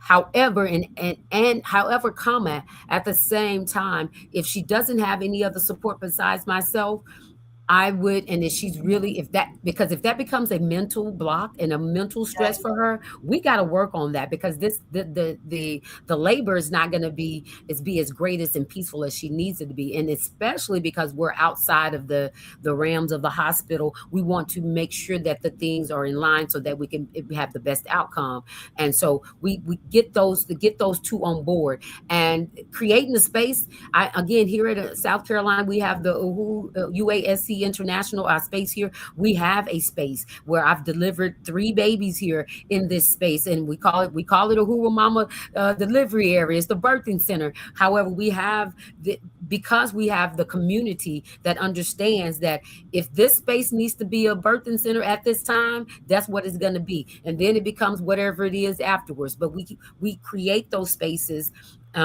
knowing that our ultimate goal is to make sure that we, as a Black nation, are able to have control and autonomy over how we do things. And when we know it's the best outcome for us, that's what we need to do. I don't care, like you said, the sister in the tent. We're gonna do it in the tent, baby. We can sterilize and think we're gonna make it work. We got ways to make it work. And I'll be right in that tent with you, young lady, and we're gonna have this baby. And there's nothing wrong with that. It's a umbilical cord being cut, and you gonna nurse your baby. You have everything you need. What else do you need? And that's what matters. So yeah, I hope that answers your question. But creating more of these spaces, these safe spaces within our community is key. And knowing that we got a community where if they open up, if you got an extra room and you open up your house, I don't care if you don't know them, but you have that space available to them. And so I think that's important, and that's why we need to get more in the communities, and so that we can develop that bond and that relationship with one another, so that we can call on the elderly people that have 2 or 3 rooms that are available, and that we can go get it ready and utilize it. Mama Kwaeisi said that we have 0 birth centers in Arkansas at this time. Many people choose Memphis or other neighboring states and plan in advance to go give birth there. They are an in-between for home comfort and hospitals. You're right. Here in South Carolina and Columbia, we have about 2, I believe it's 3 now. We just got with that Black midwives that are known, medically trained, and then we have maybe 2 Black-owned birthing centers that are here in South Carolina. So that's why I work to make sure that don't happen. I'm getting land. Anytime I have land, there's going to be a school on it, and it's going to be a birthing center or a resource center for mamas on it, always. And a lot of times I had to travel, my clients had to travel from another state from out of Jackson into Memphis, or from Memphis into Jackson, one of them. But we've had that as well, where in order for them to be able to birth the way that they wanted to birth. So yes, absolutely. I say thank y'all for that. Absolutely. Someone's asking, is there a Black birthing center in Missouri? I'd have to look that up. Now, I know it's kind of like when you meet somebody and they Black, it's like, do you know so-and-so, so-and-so? No, I don't know all of them yet. I'm working on it, though. We're working on a directory, but that's a great question. We'll find that out for you at Team Red, Black, and Green, if there's a birthing center in Missouri. If Mama Kwaeisi don't know. I don't know. I don't know. I'm thinking of Ujamaa Village, but I don't know, or if it's Jamaa Village, but I don't know if they're a birthing center. I just know that they are. That's right, Jamaa birthing center. Yes. I don't know if it's Hello. Yes. Absolutely. Yeah, that's the one I'm talking about. The Jamaa birthing center. Okay. Yeah. Yes. Now that's definitely. And a lot of times you got to go wherever, again, the resource that you find. I don't care if it's somebody little back room and back closet in a room, and you know that they offer resources and services. We can try. That's where we need to make ourselves known as well as birth workers, so that whomever need us can come to us. And then knowing having that small directory where we can send them those resources for our birthing mamas. Before y'all close us out and y'all send us on our way this evening, I really do want to answer, because I got the questions in front of me because I got to see them. I really do want to answer the questions 7 and 8, and I kind of want to answer them together, if that's okay. Okay. Y'all read the questions out. I don't know. Go right on it. Okay. So one of the questions. I can ask the question. Okay, go ahead. Yeah. Yeah. So, how can young fathers who know nothing about traditional birth step up, protect the mother's peace of mind, and safeguard her health throughout her entire pregnancy? And then the next question would be, For a family that's dealing with financial issues but still wanting that traditional birth, how can the community or the family pool their resources together in order to make sure that happens? You know, for them to get a doula or for them to pay for a midwife. So that's those two questions. Yeah, I just really wanted us to touch on that before we got off of here today. Corday. Like, not to be excited to answer those questions, but I really want to say that the best thing that a young father, soon to be father, could do to protect the mother's peace and all the things throughout the entire pregnancy is before she even be pregnant, he needs to care about this person. I before a pregnancy even happens, I need all young men and young women too to make sure that they are involved with people that they actually care about, because you have to have that care on display throughout the process. It is easy to show how much you don't care throughout a pregnancy, and it's very easy for a young lady to feel disposable through her pregnancy. If any whimper as her body is stretching and she's starting to have pains that are very new to her, are being dismissed as her being dramatic, or doing too much, or X, Y, and Z, that's already harm, and that's already a display of not caring. So before you lay with someone, I need people to actually care about who they're engaging with sexually, because that's how babies are made. Period. Before we even get through the pregnancy and the baby's here, you got to have care first, because your care has to be shown throughout, right? Outside of that, the other thing I would say is to be, educate yourself. It is not a woman's thing. It's not just the mother's onus, to be informed. You have to also learn, ideally alongside her. Go to the childbirth class. Join a daddy's group. I don't know, but be informed so where you can also ask questions, because you have valid questions. You have important questions that you need to ask when you meet with the doula or whoever the birth team people are. Be there, ask the questions, write the notes, mention some of the things that she might be too embarrassed to mention because they might be important. You are that safeguard, so it's really important that you become just as informed as the person is about to give birth. Absolutely. For me, I would say is like you said, education. Just education, and knowing your part, because we are taught that the guys don't have a real big part in it when it comes to the birthing and the laboring, but you do. You have a part to be there as support, because she might trust you as much as she trusts the doula or the midwife.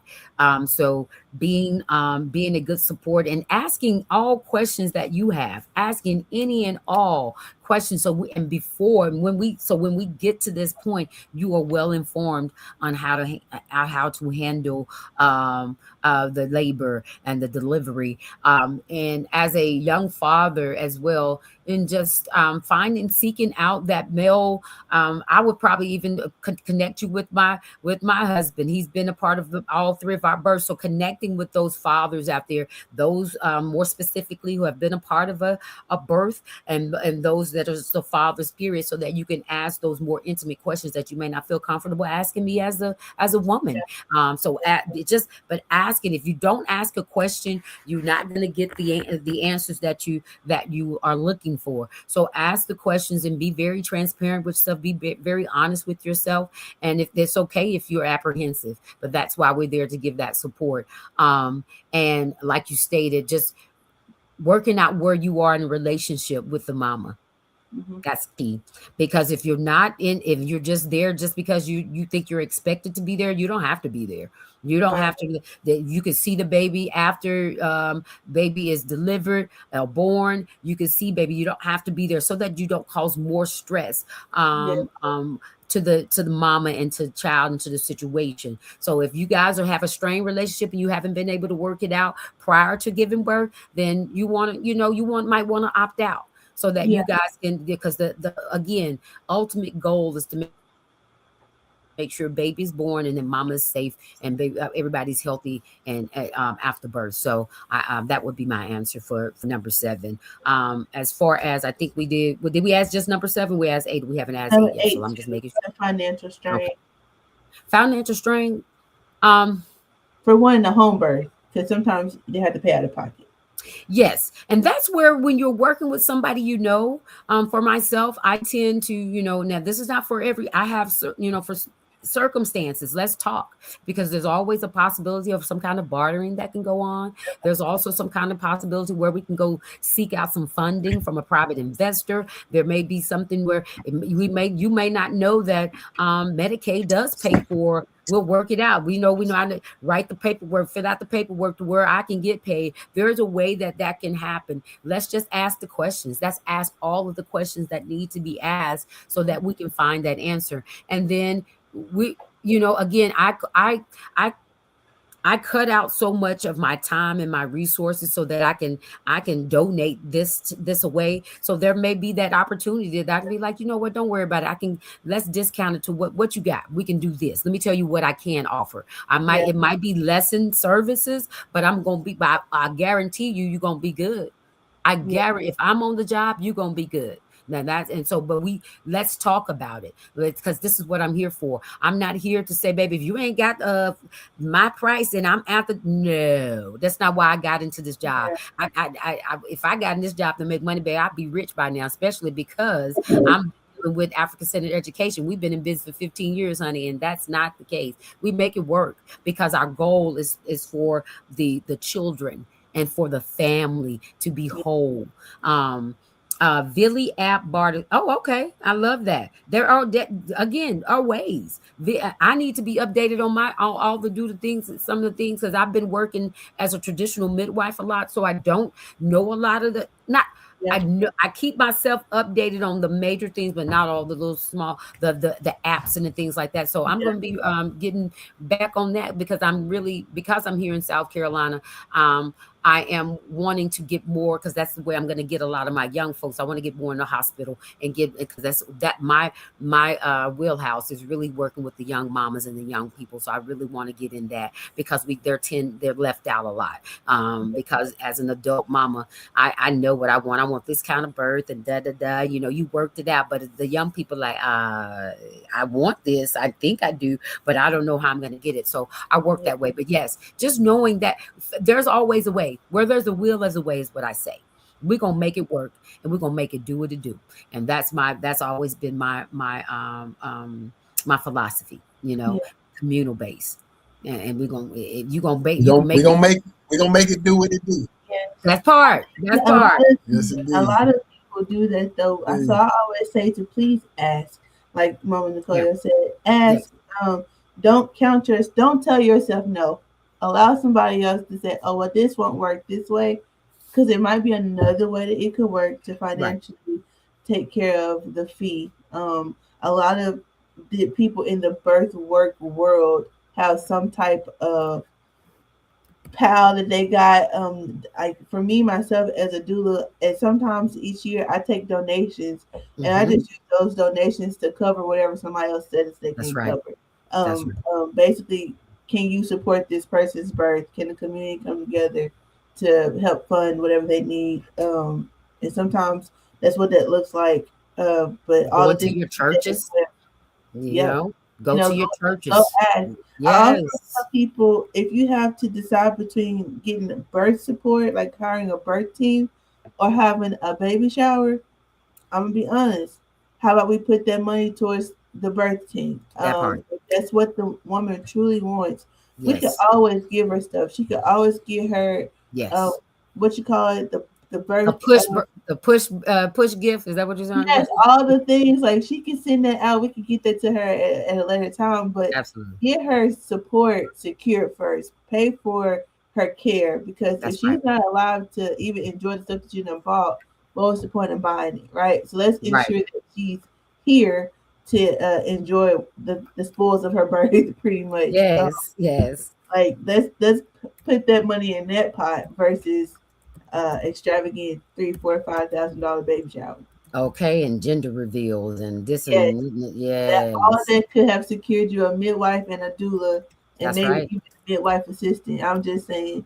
So prioritizing Yes. the key. Yes. So that's my answer. Okay. I'm sorry. I'm trying to I think. got you. I got you.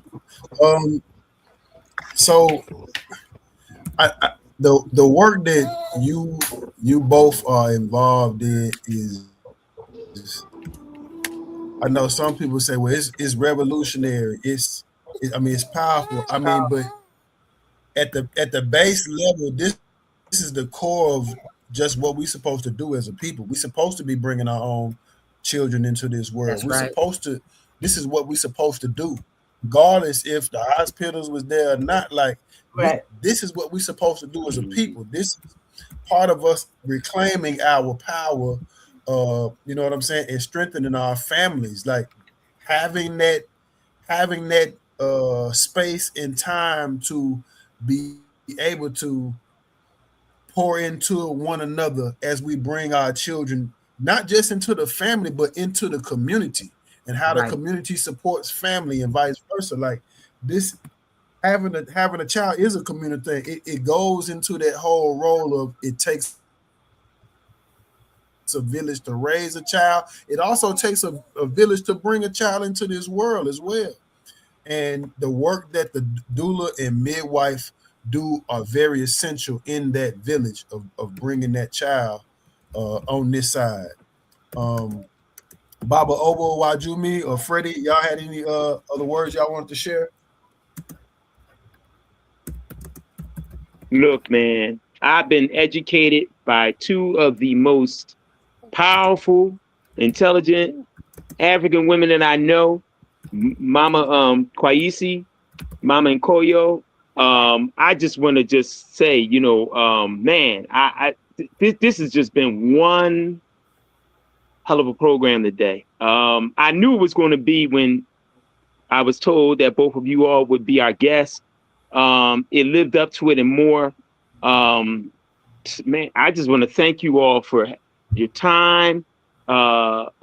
And more importantly, I want to thank you all for what you all do, because it's such an important role that you all play in the African community as midwives and as doulas. And I just want to appreciate you all for what you all do. I know often we don't get time to really, tell each other that, because you all are so busy as mothers, as doulas, as community mamas, and the roles that you all play. But I really want to thank you all from the bottom of my heart, because it just shows that we as a people have services out here that are really, really, really vital to our community.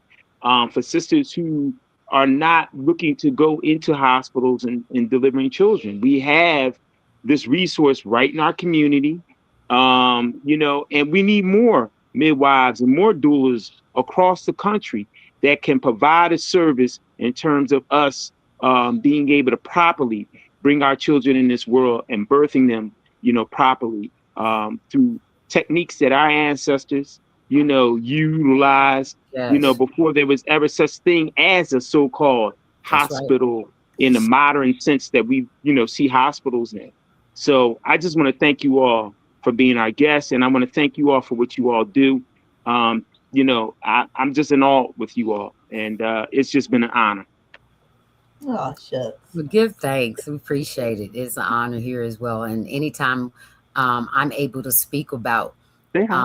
what I'm Hi. passionate about, I am going to speak loudly and proudly. And I know the same for Mama Kwaeisi as well. We do the work, and that's why we're silent a lot of times. But Yeah. it doesn't mean that we're not active. We're quietly doing the work that we do. And because we don't do it for show, we don't do it for money, you may not see it all the time. But I definitely want to end with that. My prayers that every Black mama knows she's worthy of respect, She's worthy of compassionate care, and she's worthy of an informed choice.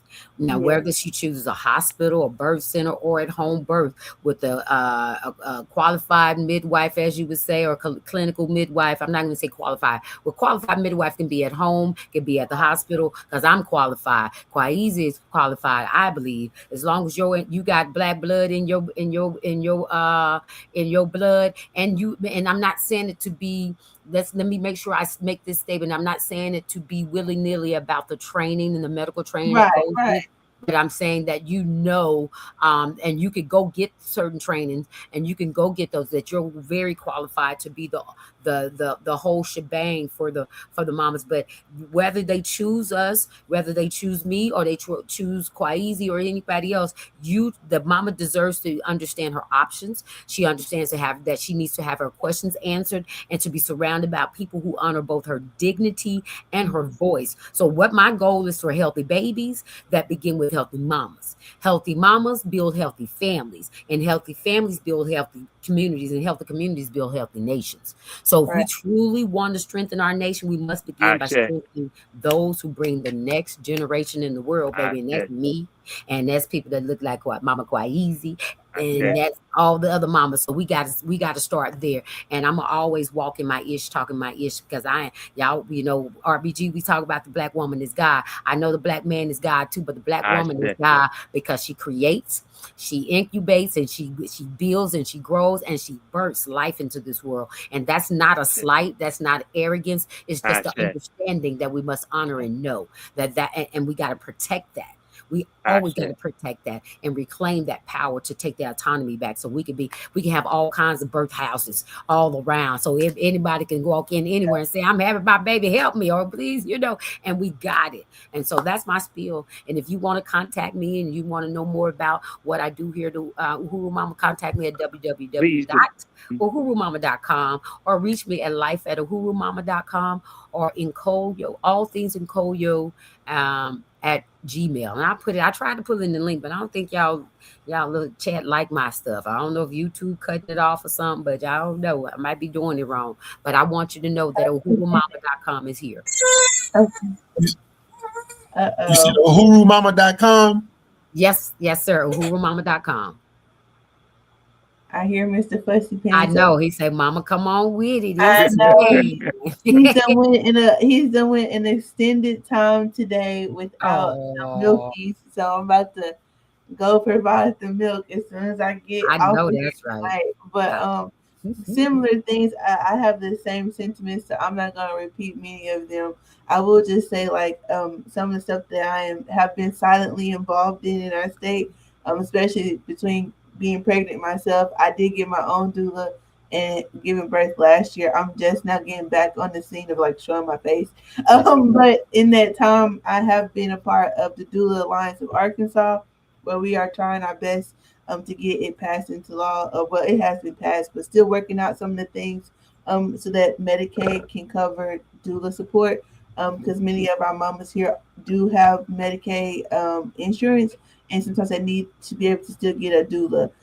So I have been a part of that initiative. It's something that's been happening for lots of years now. And so it's really nice to see that coming to fruition. We just had our very first state community-based doula be certified. Yes. I'm so proud of Sylvia. She became our very first community-based doula for the state, which is one of the requirements to get Medicaid reimbursed as a doula here.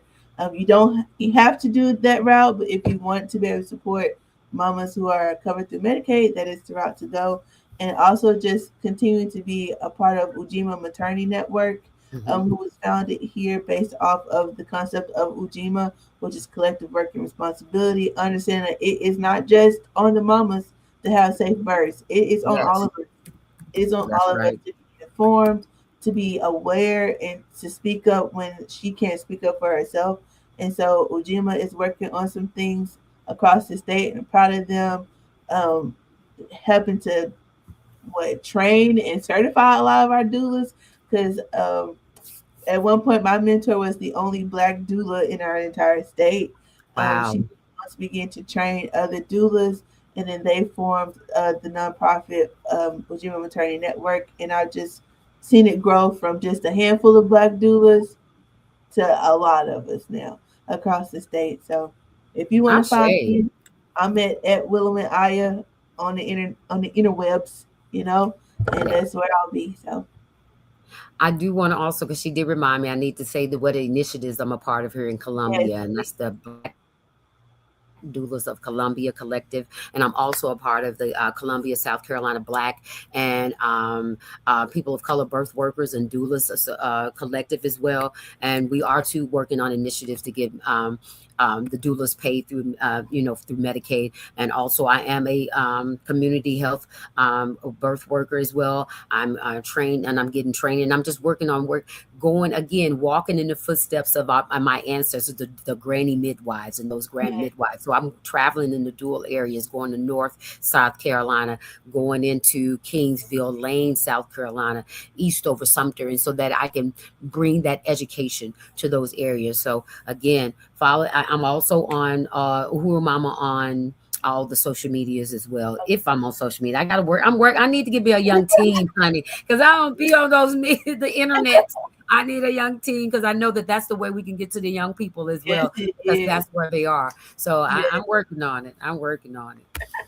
But I have had a wonderful time with at Team RBG, and you guys bringing us on. I really enjoyed this. I appreciate you guys looking at me for the as someone to come to just talk about this subject, because I am doing it and I love to do it, and and I love that your Mama Kwaeisi's mom was talking about that black maternal health is not it's not an emergency. We yeah, are at a state of emergency right now, but it's not an emergency so we need to stop treating it as such. It is a natural activity. And so that's my last little spiel. Y'all get me off here before I keep y'all on forever, because I am so I'm passionate, as I know Mama Kwaisi as well. We do this thing. We're not out here just talking, we do it. We live it. And we show you by having For the sure, babies. for sure. We have the baby, so we let you know right. Yes, we indeed. The proof is in the pudding, for the sure. proof is in the pudding, baby. Yeah, Hi, yeah. young man. What's your Yo, name? Yeah, what's your name? Ifa Kordai. Oh, Ifakor Day. Yeah, All Ifa right. Corey Day. Yep. Yes, Ifakor he Day. said All that with right. such Nice to confidence. meet I you. love that. I love your name. Yes. Yes. Yeah. All right, Baba. Sorry, we had to take yes, time out for the indeed. babies. We had to make sure we saw the baby. Look, we appreciate you both again for the Yep. work that you do, for being the people that you are. Definitely. What is that You know, sound? The it baby. definitely takes a lot to step up to the plate, and It's it Baba. takes a lot of love. You know what I'm Opinion. saying? Like you Yes. said, Things to be. it takes love to do what you do. It's not Absolutely. it's definitely not centered around I'm finna get I'm finna hit a lick, I'm finna get paid, I'm finna No, get rich off this. No. Like it takes No. love, genuine love to do what you do. And I did Absolutely. want to say this is to the brothers, advocate for our women, our sisters, our mamas to have healthy birth experiences. Try your best to be understanding, learn, read, and research. Advocate for breastfeeding. Advocate for Yes. pay for a birth team, a doula, a midwife. Like look into it. Be informed. Don't just put the ball into the woman's hand and say, "Hey, well, what you want to do." I mean, yes, it's definitely about what she wants to do, but Right. have some understanding about this yourself. You're not Absolutely. just a fly on the wall, just sitting here looking. Like you need to be informed as What's well, the so you can girl's help name? advocate for her. So you can, you got some wants in this too, Absolutely. look, you're I not and say. just so the you are bank. part of that experience. That right. You're not the bank. You're not Yeah, just the yeah. bank. You're not just the ATM machine. You know what I'm Yeah, saying? So you Or want the to sperm enjoy bank. that experience too. I'm gonna share this real quick, Go because ahead, Baba. like with my first set of children, And of course, I did not know what I know now. And I remember being in the hospital space, and all three of my first set of children were all C-sections. But I remember one of the doctors saying something like, just very insensitive. Well, at least he's black, and this and this and this, and I'm just like, Wow. like I'm just, yeah, it's just I've seen You and can heard imagine stuff done in stuff in like these that. spaces. Yeah, you know what I'm saying? I'm like, y'all ain't. We need our own birthing centers, whether that's like you said at a facility, somebody back room. We got an elders that got some houses that they offer their space, whatever the case may be. But brothers, we got work to do with helping to make sure these things happen. For these spaces to be secure, safe, funded, all of those type of things. You know what I'm saying? So, great discussion. I love the work that y'all do. I learned, Kwaeisi has taught me a lot on this. You know what I'm saying? So I definitely wanted to have y'all come on and speak about what it is that y'all do, what y'all are passionate about. So thank you both. Thank you for this conversation. He said thank you. And if I could say, Baba, please share this program. Also subscribe to our YouTube channel at Team Red Black Green, at Team Red Black Green on YouTube. Please subscribe today for the official YouTube channel of Team RBG, as well as share this program. And if you'd like to get some more information about everything Team RBG, what we do, what our vision is, what our mission statement is, and if you would like to become a part of Team RBG, you can reach us at Team Red Black Green at gmail.com. That's Team Red Black Green at gmail.com. And also visit our official website, teamrbg.com. That's teamrbg.com. Ashe. Thank you. All right. Tune in tomorrow. Our code enforcement committee will be having another roundtable discussion. That's at noon Central Standard Time, 1 p.m. Eastern Time. We're dealing with rites of passage, and this will be focused on girls' rites of passage from from adolescenthood into adulthood into elderhood. So make sure y'all tune in for that as well. So once again, Brother Obafemi, Team RBG, GSC Community Gardens, we out here. Keep growing that food. See y'all tomorrow. All right. That's peace. Right. All right, now. Yes, indeed. Race first. Be before ODA. Black power. Black power. Black power. That's right. Black power. Black power. Be before ODA. Race first. All right. Bye. Yes, indeed. Yes. She was there.